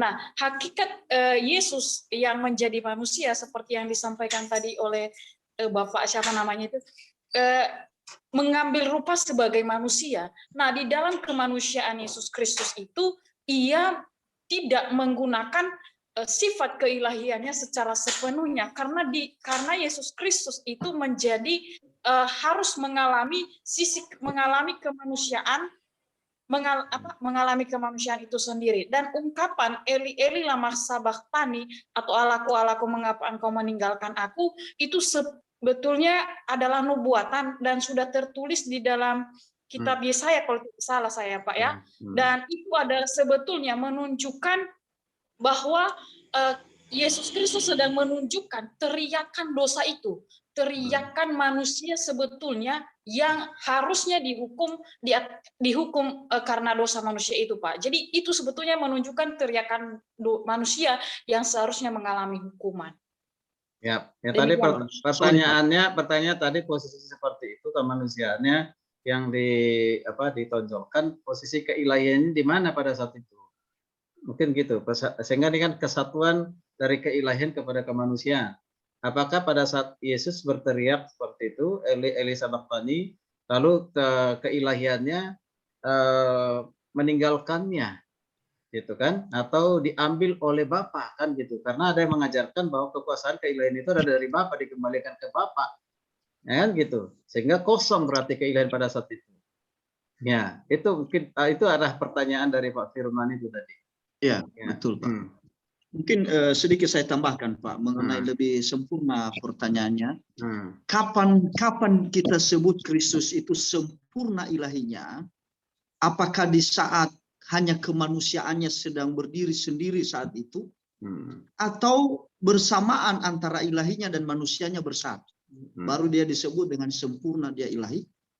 Atau dua-duanya waktu berpisah juga dia juga tetap disebut dengan sempurna dia ilahinya, atau juga waktu dia sendiri disebut ya menjalankan kuasa ilahinya, ada kuasanya di situ. Nah, dia disebut di situ, atau dua-duanya bisa bersamaan, baru disebut dengan sempurna. Ya, silakan siapa yang ada yang mau menambahkan? Oke Pak, saya coba sharing ya. Ya oke, silakan Pak Ivan. Memang kalau begini paling asik ya kita diskusi karena di ruangan kelas ya. Kalau sudah di luar sini berbahaya nanti kalau kita salah menyampaikan. Tapi puji Tuhan ya, salam kenal dulu untuk teman-teman semuanya. Ya, salam kenal Pak. Memang saya juga tertarik dengan diskusi yang namanya Eli tadi, dan kemudian juga yang kedua tentang Allah itu dia berpisah atau dia di mana posisinya yang sama ini, Allahnya dia dengan manusianya dia. Memang kalau untuk menjelaskan tentang 100% Allah dan 100% manusia, ini agaknya memang sangat berat ya, sangat berat. Karena siapalah kita sebagai manusia mampu menjabarkan tentang keilahian Allah itu dan kemanusiaan Allah itu. Walaupun memang secara Kristen kita mengakui bahwa Yesus adalah Allah sejati dan manusia sejati. Nah, kemudian untuk posisi dia di dalam kayu salib itu pun menjadi satu problema karena mana mungkin Allah bisa mati pada posisi itu, ya kan? Ya. Itu Stephen Tong pun pernah berungkapan, dia bilang bahwa masakan Allah itu yang ilahi bisa mati ketika disalib begitu kan. Nah, saya pun akhirnya juga mengambil satu pemahaman kalau Allah bisa mati di salib itu sangatlah impossible ya, sangat tidak mungkin. Tetapi kalau manusianya yang mati, ya itu mungkin lebih masuk akal. Tetapi itu pun kita nggak bisa langsung bilang itu suatu kebenaran. Meskipun memang dia ada dalam posisi manusia, dia bisa mati. Karena itulah uniknya Yesus ini. Makanya kenapa kristologi ini sangat luar biasa kalau kita bahas. Ini memang Pak Adolf bilang tadi, ya bisa ber-SKS nggak bisa habis-habis, karena memang inilah yang menjadi suatu pegangan kita sampai kemanapun kita akan melayani kan. Nah mungkin bagi saya yang bisa saya sharingkan lah seperti itu. Ya mungkin nanti ada teman-teman lagi yang bisa menyaringkan. Oke, Terima baik. kasih. Makasih Pak Ivan. Pak Bung Arthur, mungkin mau berbagi. Baik, Pak. Terima kasih. Ya. Selamat datang untuk teman kita yang menghilang, yang terhilang. Anak yang hilang kok Ya. sudah kembali. Oke, Pak. Saya terima kasih Pak Firman. Ini menarik. Ya. Iya, saya mau menyampaikan beberapa jurnal, perkataan dari beberapa jurnal dan dokumenter terkait dengan penyaliban Kristus. Salah satu hal penting yang disampaikan di dalam jurnal dan dokumenter itu mengatakan begini, it is impossible for a man to have some such kind of torture. Nah, jadi sangat tidak mungkin bagi seorang manusia biasa untuk mengalami jenis siksaan seperti itu. Kalau kita bicara atau mempertanyakan apakah Kristus menjalankan keilahian dan kemanusiaannya secara bersamaan atau tidak, atau adakah satu titik di mana keilahian Kristus itu hilang dan yang berjalan hanya kemanusiaannya, nah itu tidak bisa. Di dalam jurnal itu, kalau pola pikir ini tidak bisa. Dikatakan, saya mau menyampaikan pola pikir atau apa yang dikatakan oleh referensi yang saya baca, yang saya dengar ya, Pak Firman atau saudara-saudara. Jadi kita tidak bisa menyatakan bahwa ada satu waktu keilahian Kristus dan kemanusiaan Kristus itu terpisah dan tidak berjalan bersamaan. Tidak bisa. Kenapa? Karena Kristus adalah anak Allah, satu. Nah, status anak Allah ini sama juga artinya dengan mengatakan tidak bisa menjadikan Kristus tidak anak untuk sementara waktu. Iya. Begitu. Nah, Menarik. nah salah satu bentuk buktinya di mana? Sebenarnya nggak usah sampai ke atas salib, saudara-saudara. Waktu kita membaca, atau kalau saudara-saudara membaca lebih teliti tentang literatur ini, atau jurnal ini, atau dokumenter ini, atau sejarah yang tercatat, yang mencatat tentang bagaimana Kristus disiksa, semua alat-alat yang dipakai itu adalah alat-alat yang harusnya sudah membunuh seseorang yang disiksa dalam waktu yang singkat. Ya. Karena cambuk-cambuk yang dipakai, saya ngomong soal cambuk ya. Salah satu cambuk yang dipakai itu ujungnya bengkok begitu. Saya lupa nama istilahnya dalam bahasa Romanya. Jadi itu ketika dicambukkan, itu dengan sendirinya dagingnya akan keluar. Saudara-saudara, salah satu buktinya tidak mungkin atau tidak semua orang, lebih kalau mau diucapkan lebih mudah ya. Tidak semua orang atau tidak semua manusia akan sanggup menahan rasa sakit yang begitu luar biasa ketika dagingnya dicopot secara bersamaan dalam keadaan dia hidup. Dan itu dilakukan dalam pukulan yang jumlahnya sangat banyak dan sangat keras. Nah, apakah pada saat ini juga sudah menceritakan tentang keilahian Kristus? Ya, jelas. Karena tidak mungkin siksaan itu bisa ditahan untuk ditanggung, kemudian dia membiarkan tubuhnya menahan sakit itu dalam pukulan, kemudian memikul salib itu, dan kemudian naik ke atas bukit Golgota, kemudian dia harus dicambuk lagi, dia harus dipaku lagi, harus ditusuk lagi lambungnya. Nah, semua itu sendiri, hanya pada bagian itu saja kita lihat ya, itu sudah menggambarkan sesuatu yang tidak sanggup dipikul oleh manusia.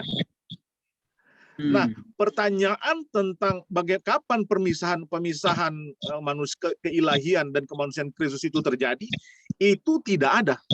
Tidak ada. Dengan sendirinya itu tidak ada. Kalau kita baca di dalam satu kitab yang mengatakan bahwa aku berkuasa memberikannya, tidak seorang pun berkuasa mengambil nyawaku karena aku sendiri berkuasa untuk memberikan dan mengambilnya.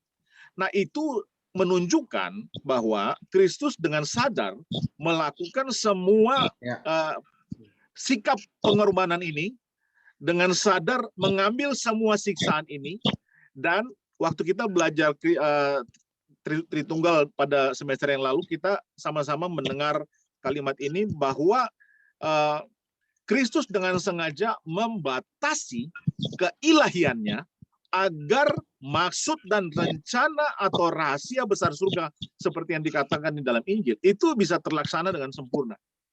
Jadi pertanyaannya, apakah manusianya atau keilahiannya sempat hilang? Tidak.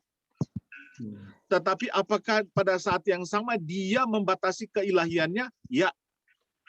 Lalu waktu dia berteriak Eli Eli lama sabachthani, itu yang dikatakan bahwa itu salah satu dari perkataan Yesus dari 7 perkataan kalau saya nggak salah ingat ya, dalam penderitaan terakhir itu Eli Eli. Nah, apakah perkataan itu mengatakan bahwa dia sedang menjadi manusia 100%, didefinisikan seperti itu? Nah, itu juga tidak. Karena Kristus sedang menunjukkan suatu bentuk ketaatan yang melampaui batas, dikatakan dalam jurnal ini, melampaui batas, sehingga ini dapat menjadi satu contoh iman yang sama yang bisa kita lakukan sebagai orang yang percaya kepada Dia. Saudara-saudara, saya ada membaca satu buku tentang kristologi yang ditulis oleh seorang haji, ya, dia master agama.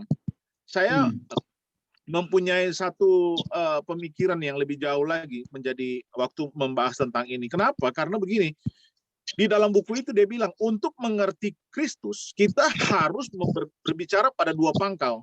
Satu pangkal atas, satu pangkal bawah. Pangkal bawah itu apa?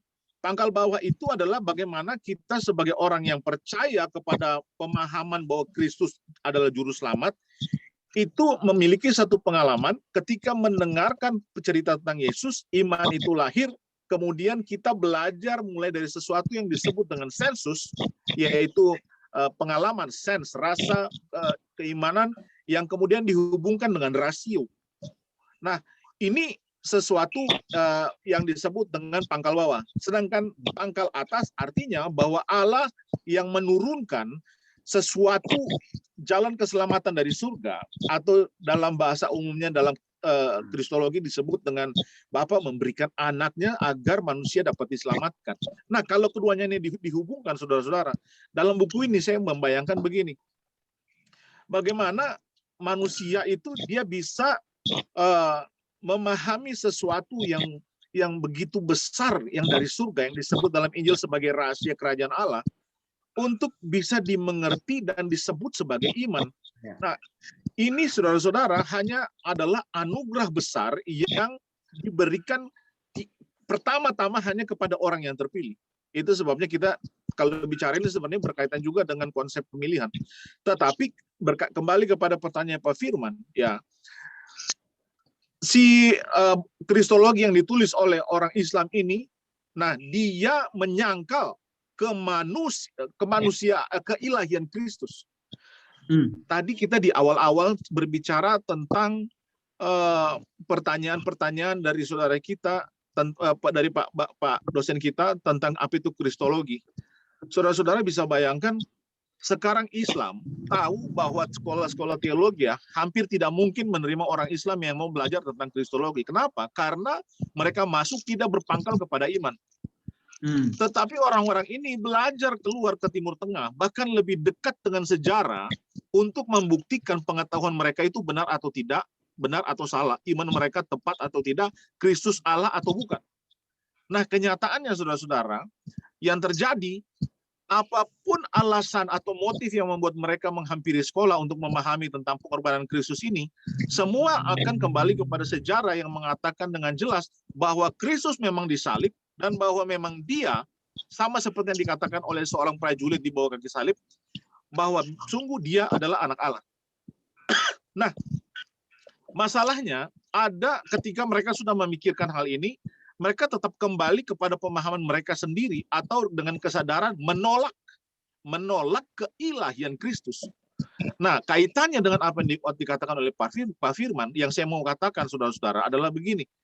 Kita jangan sampai mempunyai satu pola dan konsep pemikiran yang sama dengan orang-orang Islam ini, atau tokoh-tokoh agama Islam ini, atau dosen-dosen guru besar ini yang mau mendefinisikan kristologi menurut sudut pandang Islam, sehingga akan menghasilkan satu pertanyaan, mohon maaf Pak Firman, seperti yang diungkapkan oleh saudara kita ini.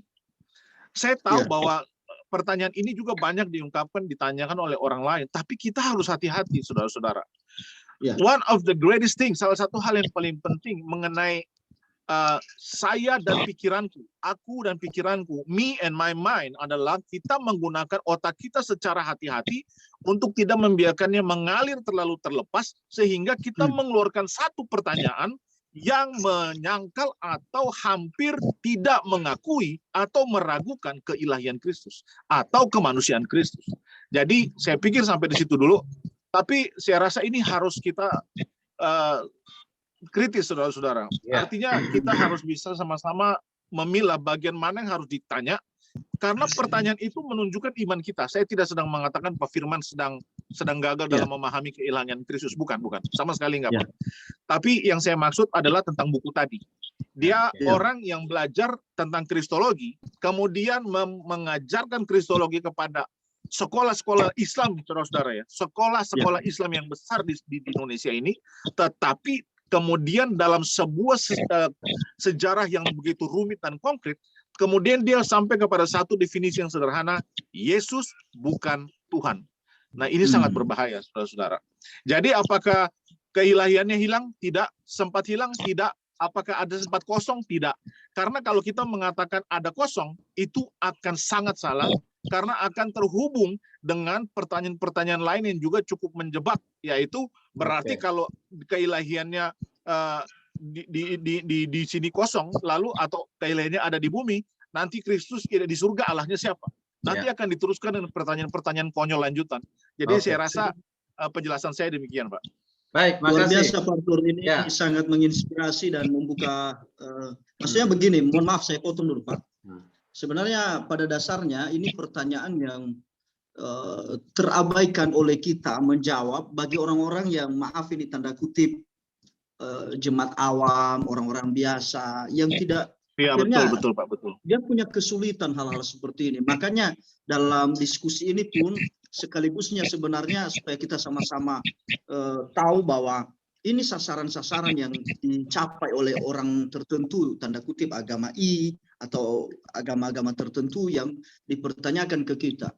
Nah, ketika kita terjebak satu posisi di mana kita bilang Yesus, maaf ini ilahinya saat itu sempat kosong, maka ada sesuatu kekeliruan doktrin kita nanti. Makasih Pak. Benar Pak, benar, sangat benar Pak. Baik, terima kasih. Saya tanggapi sedikit Pak. Oke, dari penjelasan Pak Arthur, saya mendapatkan pencerahan yang baru. Karena saya coba mengamati penjelasan Pak Arthur satu persatu dan saya mendapatkan sebuah jawaban di situ. Karena pertanyaannya dari Pak dosen, dari Pak Firman sampaikan itu, dan saya juga sudah menjawab bahwa ada sisi-sisi di mana keilahian Tuhan itu ada menyatu dengan kemanusiaannya, bahkan ada sisi-sisi di mana keilahian itu tidak ada, tapi kemanusiaannya saja.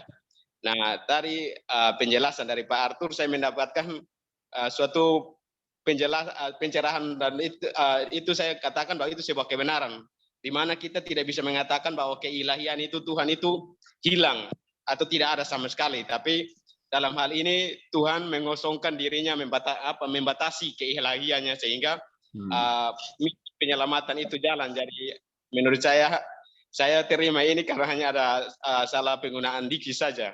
Terima kasih. Baik, makasih ya. Baik, saya sama-sama Pak, makasih Pak. Menyimpulkan, menambahkan atau mungkin juga visual seperti itu ya. Jadi gini, ada dua pemahaman ya. Bagaimana kita kalau kita di kalangan teolog ataupun hamba Tuhan, tentu pasti berbeda pendekatannya untuk memberikan pemahaman kepada jemaat awam dalam hal ini, ya kan? Ya, kalau kita di teolog atau hamba Tuhan, salah satunya tentu yang kita gunakan menjelaskan hal ini, salah satunya ya, di antara banyak ya, yang lain adalah konsep kenosis yang nanti dibahas di Filipi 2 ya, ayat 6 sampai ayat 8 itu ya. Itu kalau kita bisa pahami dari sana, ada kata keno atau kenosis. Nah, ada 3 tafsiran yang berkembang tentang kenosis itu ya. tafsiran yang berhubungan nanti tentang kematian atau tentang pada saat Yesus menderita. Tadi Pak Bung Arthur sudah luar biasa pemaparannya ya. Nah ini berhubungan dengan hal itu. Ya, penafsiran yang pertama ketika Yesus disalibkan dan dia sampai mati, bahkan sampai juga ada di kuburan selama 3 hari pemakaman ya. Ada penafsiran yang mengatakan bahwa Yesus melepaskan keilahiannya supaya dia bisa mati. Itu ya, melepaskan. Itu yang kedua. Ya, yang kedua adalah jadi melepaskan menanggalkan sama ya, melepaskan menanggalkan keilahiannya supaya dia bisa mati. Gitu ya. Kalau dia nggak dilepaskan, dia nggak ditanggalkan, dia nggak bisa mati. Itu tafsir pertama. Lalu tafsiran yang kedua, ada yang mengatakan bahwa kuasa itu kan bersumber dari Bapa. Ya. Ya, supaya Yesus sebagai anak Allah yang diutus itu bisa mati, kuasa itu diambil kembali oleh Bapa. Gitu. Ya, diambil kembali oleh Bapa supaya dia bisa mati. Artinya berarti pada saat itu dua hal ini sama saja, berarti posisi Yesus pada saat itu ada kekosongan dalam keilahian. Ya kan? Ketika dilepaskan ada kekosongan keilahian. Dan pada saat dia berteriak, pada saat dia mati, ada kekosongan dalam keilahian dari pribadi ya sebagai manusia. Itu dua tafsiran. Masih ada tafsiran-tafsiran yang lain yang sangat menurut saya sangat berbahaya. Ya, dua hal ini tafsiran sangat berbahaya. Ya. Tapi tafsiran yang paling tepat dan yang paling benar adalah ya di mana Yesus dengan rela tidak menggunakan keilahian itu. Atau tadi bahasa dari Bung Arthur ya yang membatasi. Ya. Iya, betul, Pak. Ya, membatasi diri supaya dia bisa mati gitu. Sesungguhnya bisa nggak Yesus tidak mati? Bisa saja. Dari sisi keilahiannya. Tapi akan berubah sejarah. Dan dia memberontak kepada Bapa. Kan kehendak Bapa memang dia harus menjadi korban. Ya, korban harus mati di kayu salib. Itu sudah dibuatkan jauh sebelum peristiwa penyaliban itu, sudah dibuatkan oleh para nabi kan? Sudah diperkatakan oleh nabi, nanti akan dibahas oleh Pak Arthur itu di kitab Yesaya kan? Dilanjutkan lagi nanti kitab-kitab yang lain. Jadi kalau Yesus menggunakan keilahiannya pada saat dia disalibkan, pada saat dia berteriak, pada saat dia kesakitan, penyiksaan yang luar biasa, melebihi dari penjahat loh itu. Kalau dia manusia biasa seperti kita, mungkin kita sebelum kesalib udah mati kali. Ya, tepat, benar sekali, Pak. Ya kan, sudah mati kali. Tapi ini hal-hal yang luar biasa. Ya, artinya kalau kita perhatikan di sini, Yesus tidak melepaskan, Yesus tidak menanggalkan atau kuasanya tidak diambil oleh Bapa. Tapi dengan rela tidak menggunakan keilahian itu atau membatasi tidak menggunakan keilahian itu supaya dia bisa mati. Dia berhak untuk melakukan itu. Maka dikatakan tadi suatu ayat bilang, aku berhak untuk menyerahkan nyawaku. Itu kan kehendak yang dilakukan dengan kesadaran, bukan dipaksa gitu kan. Akan orang mengatakan Yesus dipaksa mati oleh orang-orang Romawi, dipaksa mati, dia harus dipaksa mati supaya juru selamat. Kalau nggak dipaksa mati, nanti nggak berlaku, nggak bisa jadi juru selamat kan gitu. Kan? Mau ditangkap pun itu kerelaan untuk menyerahkan diri ditangkap. Mau disiksa pun kerelaan diri untuk menyerahkan disiksa. Dikasih mahkota duri, dicambuk dan lain kerelaan diri, bukan karena dipaksa. Ya, tidak dipaksa itu kerelaan. Makanya kan di Filipi 2 itu dengan kerelaan mau jadi hamba, menjadi manusia dan taat sampai mati di kayu salib. Maka klimaksnya di ayat berikutnya dikatakan maka diberikan kepadanya nama di atas segala nama dan segala yang bernapas akan berlutut menyembah Dia dan akan mengakui Yesus Tuhan dan gitu ya. Nah, ya itu. Ya, tetapi jangan juga sampai ditafsir berarti Tuhan itu pada saat selesai disalib, bukan itu maksudnya. Ya? Nah ini. Nah, kenapa? Karena kadang-kadang kita batasi ketuhanan itu di momen-momen tertentu saja. Pada saat dia melakukan mujizat, gitu kan, dia berpuasa, gitu kan. Ya, ada lagi loh pengkhotbah KKR loh. Aduh, nah saya lupa menyimpan itu dia punya. Dia bilang begini, dikirim ke saya itu videonya itu. Dia bilang, Yesus itu punya kuasa. Yaitu setelah dia mengalami namanya berdoa berpuasa 40 hari 40 malam. Jadi berdoa berpuasa itu 40 hari 40 malam itu untuk mendapatkan sesuatu kuasa. Karena dia semua melayani nih. Nah, jadi perlengkapi dulu. Kan 40 hari berpuasa kan diperlengkapi gitu. Baru dia punya kuasa. Coba sebelum itu ada nggak mujizat yang dilakukan oleh Yesus? Katanya. Logikanya begitu. Ada nggak pernah melakukan mujizat? Mata orang buta bisa melihat, orang lumpuh bisa berjalan. Nggak ada kan? Tapi setelah selesai itu, wah ini logikanya, logika berpikirnya begitu. Ya, makanya kalau kita belajar membuktikan Yesus sebagai Tuhan itu, sekali lagi butuh hikmat dari Tuhan dan kita tidak bisa sempurna untuk hal itu. Tapi paling tidak ada beberapa hal. Yang pertama, buktikan dulu pra-eksistensinya sebelum dia berinkarnasi. Ada di mana Yesus? Ya, kita harus buktikan dulu pra-eksistensi. Berarti belajar tentang kekekalan, sifat kekekalan dari Yesus. Ini bicara hakikatnya, ya, hakikat keilahiannya. Nah, yang kedua, itu harus dipelajari di Perjanjian Lama, konsep kristologi di Perjanjian Lama. Mengapa? Itu nggak bisa dilepas karena banyak nubuatan-nubuatan tentang Yesus, baik kemanusiaan maupun keilahiannya itu ada di Perjanjian Lama. Ya, oke. Nah, kalau orang mengatakan gambaran, bayangan, boleh-boleh saja, tetapi di situ satu kebenaran. Ya, satu kebenaran. Oke. Baru kita masuk ke hal yang ketiga, yaitu inkarnasinya. Setelah dia dilahirkan di Bethlehem. Jadi sebelum dia di Bethlehem, dilahirkan di Bethlehem.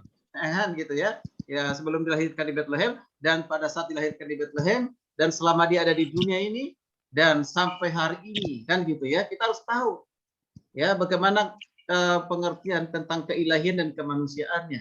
Makanya dua sisi yang tidak bisa dipisahkan. Keilahian dan kemanusiaan tidak bisa dipisahkan. Kemanusiaan dan keilahian tidak bisa dipisahkan. Itu suatu kesatuan yang tidak bisa dipisahkan dengan siapapun, dengan cara apapun. Tidak bisa. Ya kan? Kalau bisa dipisahkan, maka ya pernah Yesus bukan Tuhan. Ya? Di mana? Yaitu pada saat dia berteriak kesakitan di kayu salib, kosong kan? Berarti dia hanya manusia biasa, bukan Tuhan. Nah, berarti ada pengangguran gitu, kan gitu. Ada pengangguran untuk Tuhan. Ini nih ajaran yang bahaya, yang luar biasa. Nah, ya, kemudian kalau kita menjelaskan ini kepada kaum awam yang masih pemahamannya memang ini makanan keras ya, tapi kita bisa mengerti. Sering kali sampaikan begini, ya, ini ilustrasi, tapi ini hanya menolong dan bukan suatu kebenaran. Ya, saya sampaikan begini.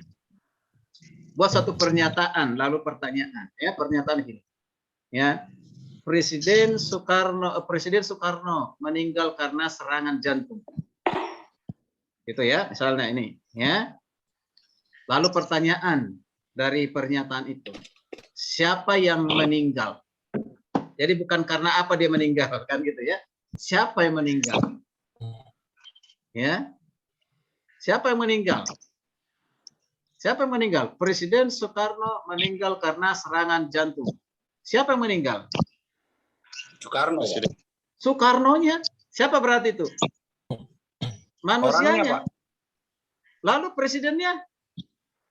Tinggal Pak, masih ada.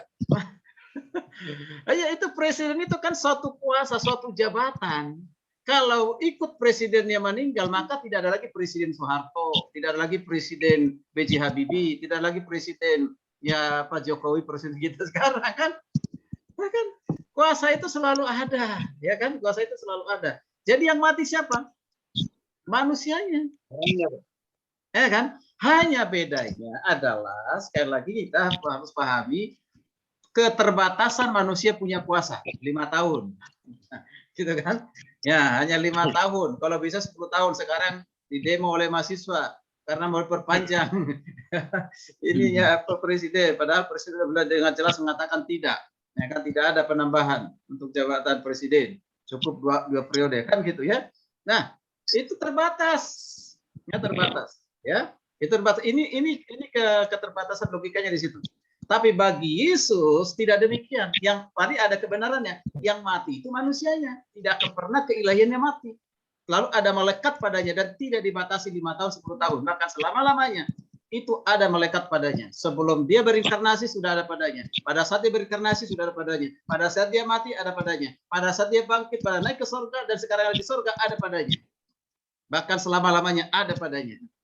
Kan gitu. Ya. Nah sekarang perbedaannya mana? Manusia Yesus setelah kebangkitan itu tidak bisa mati lagi. Ya, ya, dan itulah tubuh juga nanti akan diberikan kepada kita, tubuh kemuliaan itu, kan gitu ya. Nah, itu yang ini yang luar biasa. Jadi ini yang harus kita bisa paham. Jadi untuk awam bisa kita jelaskan hal demikian ya, tapi jangan lupa membuat tadi ada kelemahan, sisi kelemahannya dari situ ya, karena kuasa bagi manusia dibatasi, ya. Oke, baik. Ya tadi semua pendapat bagus, luar biasa ya. Ini kita selesai jam 8, 5 menit. Jadi 5 menit lagi ini kita gunakan diskusi saja. Ya silakan. Masih barangkali ada mungkin tambahan. Silakan. Ya Pak Firman. Saya Pak. Yang tadi saya mau menanggapi. Oh Pak, siapa ini? Pak Ipan dulu. Pak Ipan. Pak Ipan. Ya. Pak Firman, silakan. Oke. Memang sudah semakin menarik ya kita di sini. Jadi akhirnya kita bisa saling berdiskusi ya. Menarik sekali pandangan tadi yang sudah disampaikan oleh Pak Adolf, bagus sekali ya pemaparannya, dan juga Pak Arthur ya. Tetapi juga kita kan di sini adalah sama-sama kita mencari tahu ya, mencari tahu kebenaran juga. Karena ada beberapa orang ya, kalau kita mungkin sesama kita di sini, sesama mahasiswa atau pelajar, kita mungkin masih bisa menerima, masih bisa mengikuti ya. Tetapi orang yang di luar kita, mereka kan punya juga pandangan-pandangan. Dan juga tentang yang tadi tentang kematian Yesus itu. Nah, berarti kalau kita bilang kerelaan itu, nah yang mati itu siapa gitu? Kalau kerelaan itu berarti yang matinya ini manusianya atau Allahnya atau bagaimana? Nah, ini maksudnya saya mencoba kita ditanya orang seperti itu gitu. Ada beberapa saya juga pernah ditanya ketika saya bikin konten itu, sampai mereka bertanya seperti itu gitu.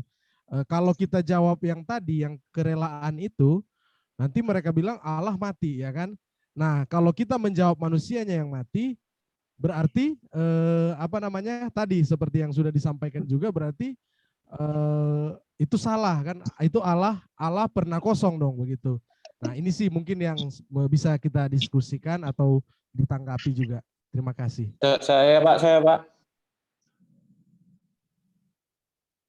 Saya Pak dosen.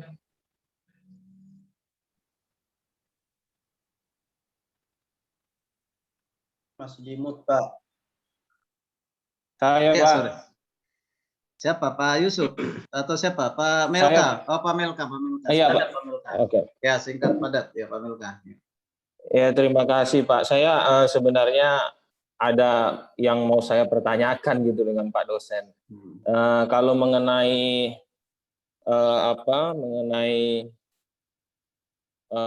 Tuhan Yesus ya, waktu dia disalib, apakah dia keilahiannya masih 100% atau sudah keluar dari keilahiannya? Saya berpikir jawaban Pak dosen tadi sudah saya setuju gitu, maksudnya udah komplit lah gitu. Tapi mungkin perlu dibahas lagi supaya kita mempertajam. Tapi sebelum saya masuk kepada pertanyaan saya mau menambahkan mengenai keilahian tadi. Kalau saya mengutip dari Matius 27 ayat yang ke-50. Di situ dikatakan Yesus berseru pula dengan suara nyaring lalu menyerahkan nyawanya. Ayat 51. Dan lihatlah tabir bait suci terbelah dua dari atas sampai ke bawah, dan terjadilah gempa bumi dan bukit-bukit batu terbelah. Jadi kalau saya menanggapi hal itu, sebenarnya saya masuk konsep di ayat Matius 27 ayat 50 ini. Karena dalam Yesus tentu kalau masih ada keilahiannya 100% tentu dia tidak bisa mati di kayu salib. Jadi tentu keilahiannya itu harus dia keluar gitu, sehingga dia baru bisa menyerahkan nyawanya gitu. Jadi dan itu dibuktikan pada saat ayat 51, dan ayat 51 ini juga menjadi perdebatan karena ya saya tidak akan bahas di situ. Tapi itulah yang membuktikan keilahian Tuhan Yesus itu menyertai dia selama disiksa, selama dicambuk, bahkan sampai naik di kayu salib itu menyertai gitu. Dan waktu dia menyerahkan nyawanya, dia harus mengeluarkan keilahian dia. Kalau menurut pemahaman saya, karena kalau tidak dia tidak bisa mati gitu. Nah, jadi dia mengeluarkan keilahian dia, dan yang membuktikannya itu di ayat 51 itu terbelalai bahwa di situ keilahian Tuhan Yesus itu ada gitu, dan yang membuktikan gempa bumi itulah yang membuktikan.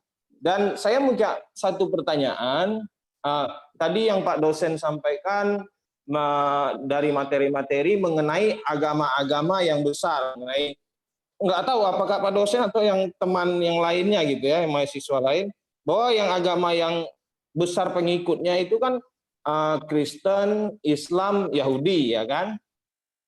Nah tentu seharusnya kan saya berpikir bahwasanya begini, kenapa harus karena dari setiap sudut pandang agama itu memiliki kebenaran masing-masing berdasarkan sejarahnya masing-masing begitu, dan ada bukti-bukti konkretnya masing-masing. Dan saya berpikir bahwasanya Tuhan kita Tuhan yang besar gitu. Kenapa tidak disatu padukan aja semuanya begitu? Jadi jadi alat ukurnya gitu. Maksudnya gini, kenapa Tuhan itu membuat majmuk gitu, sehingga sedangkan kita di intern Kristen aja kita mempunyai banyak denominasi, ada Pentakosta, ada Reform, ada lain-lain gitu kan. Dan saya berpikir memang apakah kita manusia itu, Tuhan Yesus itu harus memberikan kita kemampuan untuk kita mempelajari dia, bahwasanya Tuhan itu memang Yesus itu memang Tuhan, seperti orang Majus gitu kan. Ya kan? Jadi orang Majus itu bisa tahu bahwasanya itu Tuhan gitu. Dan mungkin skema ini dibuat Tuhan, kemajemukan ini supaya kita mencari kebenaran itu, siapapun denominasinya punya hak yang sama untuk menggapai kebenaran itu. Mungkin itu sih Pak. Oke, baik. Ini karena ada waktu, jadi saya tanggapin terakhir ya. Jadi udah jam 8. Jadi pertama tadi gini, hati-hati sekali, jangan sampai kita memilah-milah keilahian dan kemanusiaan Tuhan di momen tertentu. Kita kembali kepada sifat dari keilahian atau hakikat ya, lebih tepat hakikat dari Allah itu kekal. Ya. Kita harus mempelajari prainkarnasi atau kekekalan Kristus. Itu ya. Nah, kalau kekal berarti hidup untuk selamanya dan tidak akan pernah mati, kan gitu ya? Ya, tidak akan pernah mati. Jadi jangan sampai ada pengajaran yang mengatakan kapan dia Allah, ya pada saat dia berkuasa, tadi sudah katakan waktu dia usia 8 tahun dia belum punya kuasa, atau pada saat dia lahir sampai 8 tahun dia punya kuasa, sampai nggak kelihatan masa kecilnya, tiba-tiba muncul tahun di usia 30, nah berdoa dan puasa. Nah, di situ baru ada kuasanya. Nah, dua kuasanya itu ada padanya pada saat sampai dia di kayu salib. Ya kan gitu ya, kuasanya itu ada sampai di kayu salib. Oke, jadi 3,5 tahun, ya kan? Nah, setelah di kayu salib kuasanya hilang. Ya, hilang, tidak ada kuasa itu lagi padanya sampai dia mati. Bahaya sekali ajaran seperti ini. Maka dia bukan Tuhan kalau itu. Ya. Ya, ini. Jadi itu. Sekali lagi saya katakan, sifat keilahian Kristus itu sudah ada dalam kekekalan dan melekat dalam pribadinya sebagai manusia. Ya, sekalipun dia pada saat ada di kayu salib dia tetap melekat. Jadi lebih tepat menggunakan membatasi dan merelakan tidak menggunakan keilahian itu supaya dia bisa mati. Ya. Ya, coba ini ilustrasinya gini lah, ya ilustrasi untuk menonton. Oke. Ketika Presiden Jokowi tugas ke Jawa Tengah, di mana di sana banyak pertanian, ya pertanian. Dia masuk ke tengah-tengah petani dengan menggunakan pakaian ala tani semua, dan dia ikut memotong padi, gitu kan? Memotong padi, ya memotong padi. Apakah dia petani? Apakah presidennya akhirnya presidennya tinggal meninggalkannya? Kan begitu. Jangan dicoba-coba petani yang lain melempar dia dengan lumpur, kan gitu. Ya, pada saat itu dia turun, tidak tetap presiden, tapi dia mau menjadi petani, membatasi diri karena ingin menyatu dengan rakyatnya supaya rakyatnya tahu inilah pemimpin itu yang bermurah hati, yang rendah hati kan gitu ya. Ya dengan itu dilihat gitu. Presiden ini bukan hanya duduk di tahtanya, hanya main perintah-perintah seperti presiden keturun-temurun, hanya perintah nggak gitu ya. Ya, nah itu. Nah, Yesus lakukan itu. Dia mau menjadi manusia, nggak usah lu ke kayu salib dulu lah. Ya, menjadi manusia aja itu sudah luar biasa. Ya, menunjukkan apa? Dia yang berkuasa di bumi dan di sorga, dia pencipta langit, bumi, dan segala isinya. Dalam dia segala sesuatu diciptakan. Kita perhatikan di Kejadian di Yohanes 1, kemudian juga di Kolose dan banyak ayat yang lain. Yang lain, dia mau merendahkan diri menjadi manusia. Dia tetap Tuhan ketika dia menjadi manusia. Dan kita sudah belajar apa yang disampaikan, ikut nggak kemarin webinar dengan Pak Bambang itu? Ya. Ya kan tidak mungkin Yesus mengatakan akulah Tuhan, sembahlah aku di tengah-tengah orang Farisi ahli Taurat yang punya pemahaman Allah itu esa. Ya kan? Makanya ditolak Yesus itu. Yohanes 1:11 itu kan. Dia datang kepada milik kepunyaannya, tapi milik kepunyaan menolaknya. Mengapa menolak? Karena Yesus menyatakan diri Tuhan. Ya kan? Dianggap bertentangan dengan agama yang diajarkan gitu ya. Jadi begini. Ini kembali tadi yang pertanyaan Pak Mel terakhir. Tuhan Yesus datang, bahkan Tuhan tidak pernah mendirikan agama. Garis bawah itu. Ya. Tuhan tidak pernah mendirikan agama. Agama itu didirikan oleh manusia karena ingin mengenal Tuhan. Nah, kan sehingga bermacam-macam agama, bermacam-macam keyakinan, bermacam-macam aliran. Ya kan makanya agama, dari pengertian agama itu apa itu? Agama gitu Pak, jangan kacau kan gitu, jangan kacau harus ada agama. Anti kekacauan Pak. Ya tertib lah kan gitu ya. Nah tidak, Yesus pun datang tidak mendirikan agama. Ya Yesus bukan mendirikan agama Kristen. Kita di Indonesia diakui sebagai agama Kristen karena kita mengakui adanya Tuhan, maka diakui sebagai salah satu agama. Ya kan? Ada berapa? 6 atau 7 agama di Indonesia ini kan gitu ya. Nah, jadi Yesus datang bukan untuk itu. Jadi kalau ada berbagai agama, sekali lagi itu adalah manusia yang mendirikan atas dasar pemahamannya, pengertiannya ingin mengenal Allah. Ada yang berasa benar, padahal dalam konsepnya Tuhan salah. Ya kan gitu ya. Nah, ya makanya di Amsal dikatakan orang menyangka jalannya lurus, tetapi ujungnya maut. Dan itu sekarang ini banyak diajarkan agama. Agama mengajarkan semua kebaikan. Ya, kebaikan. Tapi tidak semua agama mengajarkan tentang kepastian jaminan keselamatan. Kecuali Alkitab, kecuali Yesus. Nah, kan? Tidak ada. Makanya Alkitab itu adalah kitab suci yang paling hebat di dunia ini. Tidak ada kitab yang lain yang paling hebat di dunia selain daripada Alkitab. Amin. Kan gitu ya. Nah, itu. Nah, ini nih. Jadi ini apa namanya, sekali lagi jangan sampai kita berpikir seolah-olah Tuhan yang mendirikan agama itu ya, bukan. Ya, kalau kita belajar nanti agama keagamaan di semester 1 itu ya, apa maksudnya di S1 itu dipelajari mengapa begitu banyaknya muncul agama keyakinan itu. Maka saya katakan sebenarnya karena diawali dengan kekerasan hati manusia ya. Tuhan sudah menyatakan dirinya tapi tetap ditolak dan ingin mendirikan kebenaran sendiri. Ya, coba kita lihat ayat penutup. Mari kita buat Roma 10 ayat 1 sampai 3. Roma 10 ayat 3 ini menjadi ayat penutup. Ya. Makanya muncul agama-agama ini termasuk bukan hanya di Israel. Roma 10 ayat 1 sampai 3 minta tolong siapa yang membaca? Bisa? Baik, Pak. Ya, silakan. Roma ayat 1 sampai 3. Saudara-saudara, keinginan hatiku dan doaku kepada Tuhan ialah supaya mereka diselamatkan. Sebab aku dapat memberi kesaksian tentang mereka bahwa mereka sungguh-sungguh giat untuk Allah, tetapi tanpa pengertian yang benar, sebab karena mereka tidak mengenal kebenaran Allah, dan karena mereka berusaha untuk mendirikan kebenaran mereka sendiri, maka mereka tidak takluk kepada kebenaran Allah. Ini jawabannya nih. Sudah sangat jelas. Ya, itu yang terjadi di dunia ini.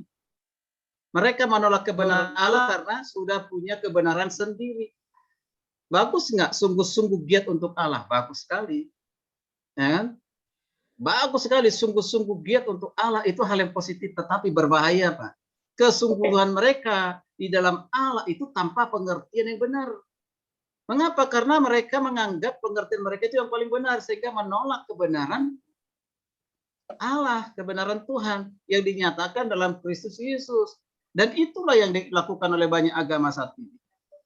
Ya, coba kita baca lagi di Hosea, pasal 6 ayat 4. Hosea 6 ayat 4. Kita mundur perjanjian lama. Coba baca terbalik, apakah Hosea 6 ayat 4 atau Hosea 4 ayat 6. Coba kita tunggu. Hosea.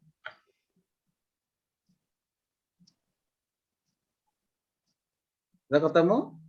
Hosea 4 ayat 6, Pak. Ya, ya. Umatku binasa karena tidak mengenal Allah, karena engkaulah yang menolak pengenalan itu. Maka aku menolak engkau menjadi imamku, dan karena engkau melupakan pengajaran Allahmu, maka aku juga akan melupakan anak-anakmu. Ini satu teguran Hosea kepada, dalam konteks ini, kepada bangsa Israel. Ya, umatku binasa, kata umatku di sini bukan menunjuk kepada orang yang sudah beriman loh. Masa orang sudah beriman ya binasa kan gitu. Umatku menunjuk kepada suatu bangsa, yaitu Israel, ya kan? Umatku binasa karena tidak mengenal Allah, karena engkau yang menolak pengenalan itu, maka menolak engkau menjadi imamku.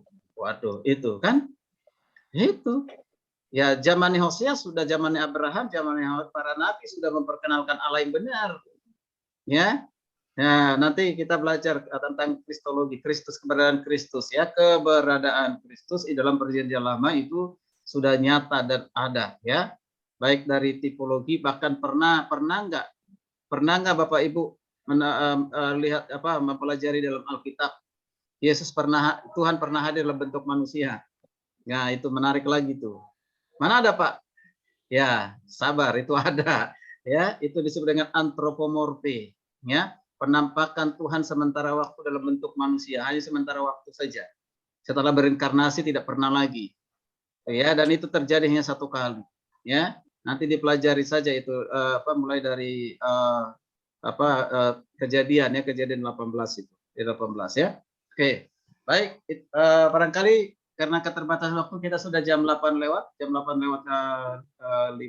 ya, di jam saya jam 8 lewat 5 ya. Oke, nanti kita lanjutkan lagi minggu depan ya. Tugasnya mohon dipersiapkan, dikerjakan minggu depan. Kalau yang pertama Bung Arthur, saya berharap tepat waktu, dan yang lain bisa menyusul. Jadi setiap ini ada berapa orang ini? Sebentar. Due date-nya kapan, Pak? Ada 20 orang ya. Ya, 20 orang, berarti kita ada pertemuan 5 kali, berarti setiap tadi baru sampai 17, Pak. Ya, ada 3. Adanya 20 sekarang. Oke. Nah, karena itu minta tolong diisi listnya dulu, diisi listnya ya. Diisi listnya Bapak Ibu, diisi listnya yang belum mengisi list supaya saya bisa masukkan tugas ya. Supaya saya bagikan tugasnya. Yang belum ini, yang belum kayaknya yang baru bergabung ada Pak siapa ini? Ada Pak Ardianto ya. Ada Pak Daniel tadi, belum saya masukkan kasih tugasnya dan yang lainnya. Oke. Batas waktunya, Pak? Bagaimana? Batas waktunya? Batas waktu apa maksudnya Pak Pengertur? Tugasnya, artinya tugas pengumpulannya due date-nya kapan Pak, tanggalnya? Ya, begini, langsung saja pada saat presentasi, karena mulai minggu depan kan sudah ada presentasi, ya Pak ya. Ya, jadi di situ saja. Kalau bisa dikumpulkan sebelum hari Jumatnya supaya saya juga bisa dengar, simak, ya kan? Silakan. Tapi kalau mau tetap di hari hanya langsung dipersiapkan, ya. Jadi tidak langsung saja. Kalau disuruh dikumpulkan secepatnya, pengalaman kemarin itu, ya tidak semuanya mengumpulkan gitu. Ya, ya. Jadi gitu aja. Jadi boleh, misalnya Jumat depan tampil presentasi, bisa dikirimkan hari Kamisnya atau langsung saja pada saat presentasi di hari Jumatnya, gitu ya. Itu Pak Pengatur ya, ya bisa ya di situ. Jadi kalau bisa lebih cepat, lebih bagus lagi. Ini kan bantuan yang luar biasa ini, lebih cepat itu lebih bagus lagi. Baik, tadi yang belum dapat tugas Pak Ipan ya, Pak Ipan, Pak Daniel, ada tiga ini dengan Pak Ardianto. Pak Ardianto. Ya, Pak Ardianto ini dari mana? Lagi di jalan, tidak buka kamera dari tadi. Oke. Iya, Pak. Ya. Baik, terima kasih. Pak, sampai kita ketemu Jumat depan. Kalau belum puas dengan diskusi hari ini, Pak, mau nanya dikit Pak, artikelnya publishnya di mana Pak? bebas saja, bebas. Yang kita tahu bebas di mana. Ada di apa itu namanya, laman Facebook bisa. Kemudian yang kemarin itu ada Kompas itu apa? Kompasiana. Ya, Kompasiana. Kompasiana.com. Ya, Kompasiana.com bisa. Yang kita tahu aja, nanti tinggal dibuktikan bahwa itu sudah dipublish ya. Oke, ya Bu ya. Ya baik Pak. Baik. Oke, kalau tidak ada, saya mohon kesediaan dari Pak Ivan berdoa buat kita, mengucap syukur. Oke. Baik, mari kita satu dalam doa. Bapa di surga, kami bersyukur Tuhan untuk pertemuan kelas pada saat ini. Kami membahas tentang kristologi.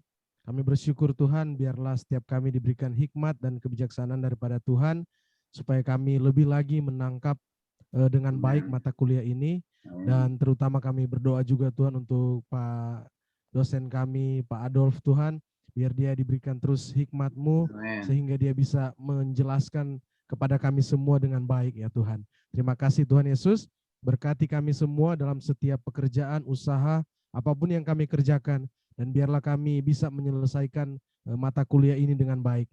Terpujilah nama Bapa, kami bersyukur, haleluya, amin. Amin. Oke, baik, saya foto dulu ya, foto bersama dulu. Apa Hermanus bisa difoto? Hermanus, kamu menggunakan laptop bukan? Saya gunakan HP, Pak. Oke, dari saya aja berarti. Tolong siap ya, kita foto sebagai absen, nanti akan mengisi absen minggu depan berdasarkan data ini ya. Oke, foto ini. Oke. Ya. Oke, sebentar saya masukkan di link di grup WA kita.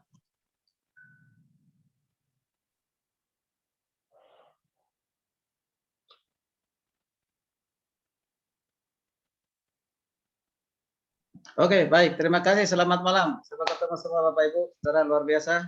Ini berkati. Terima kasih. Ya, Tuhan berkati. Ya, masih.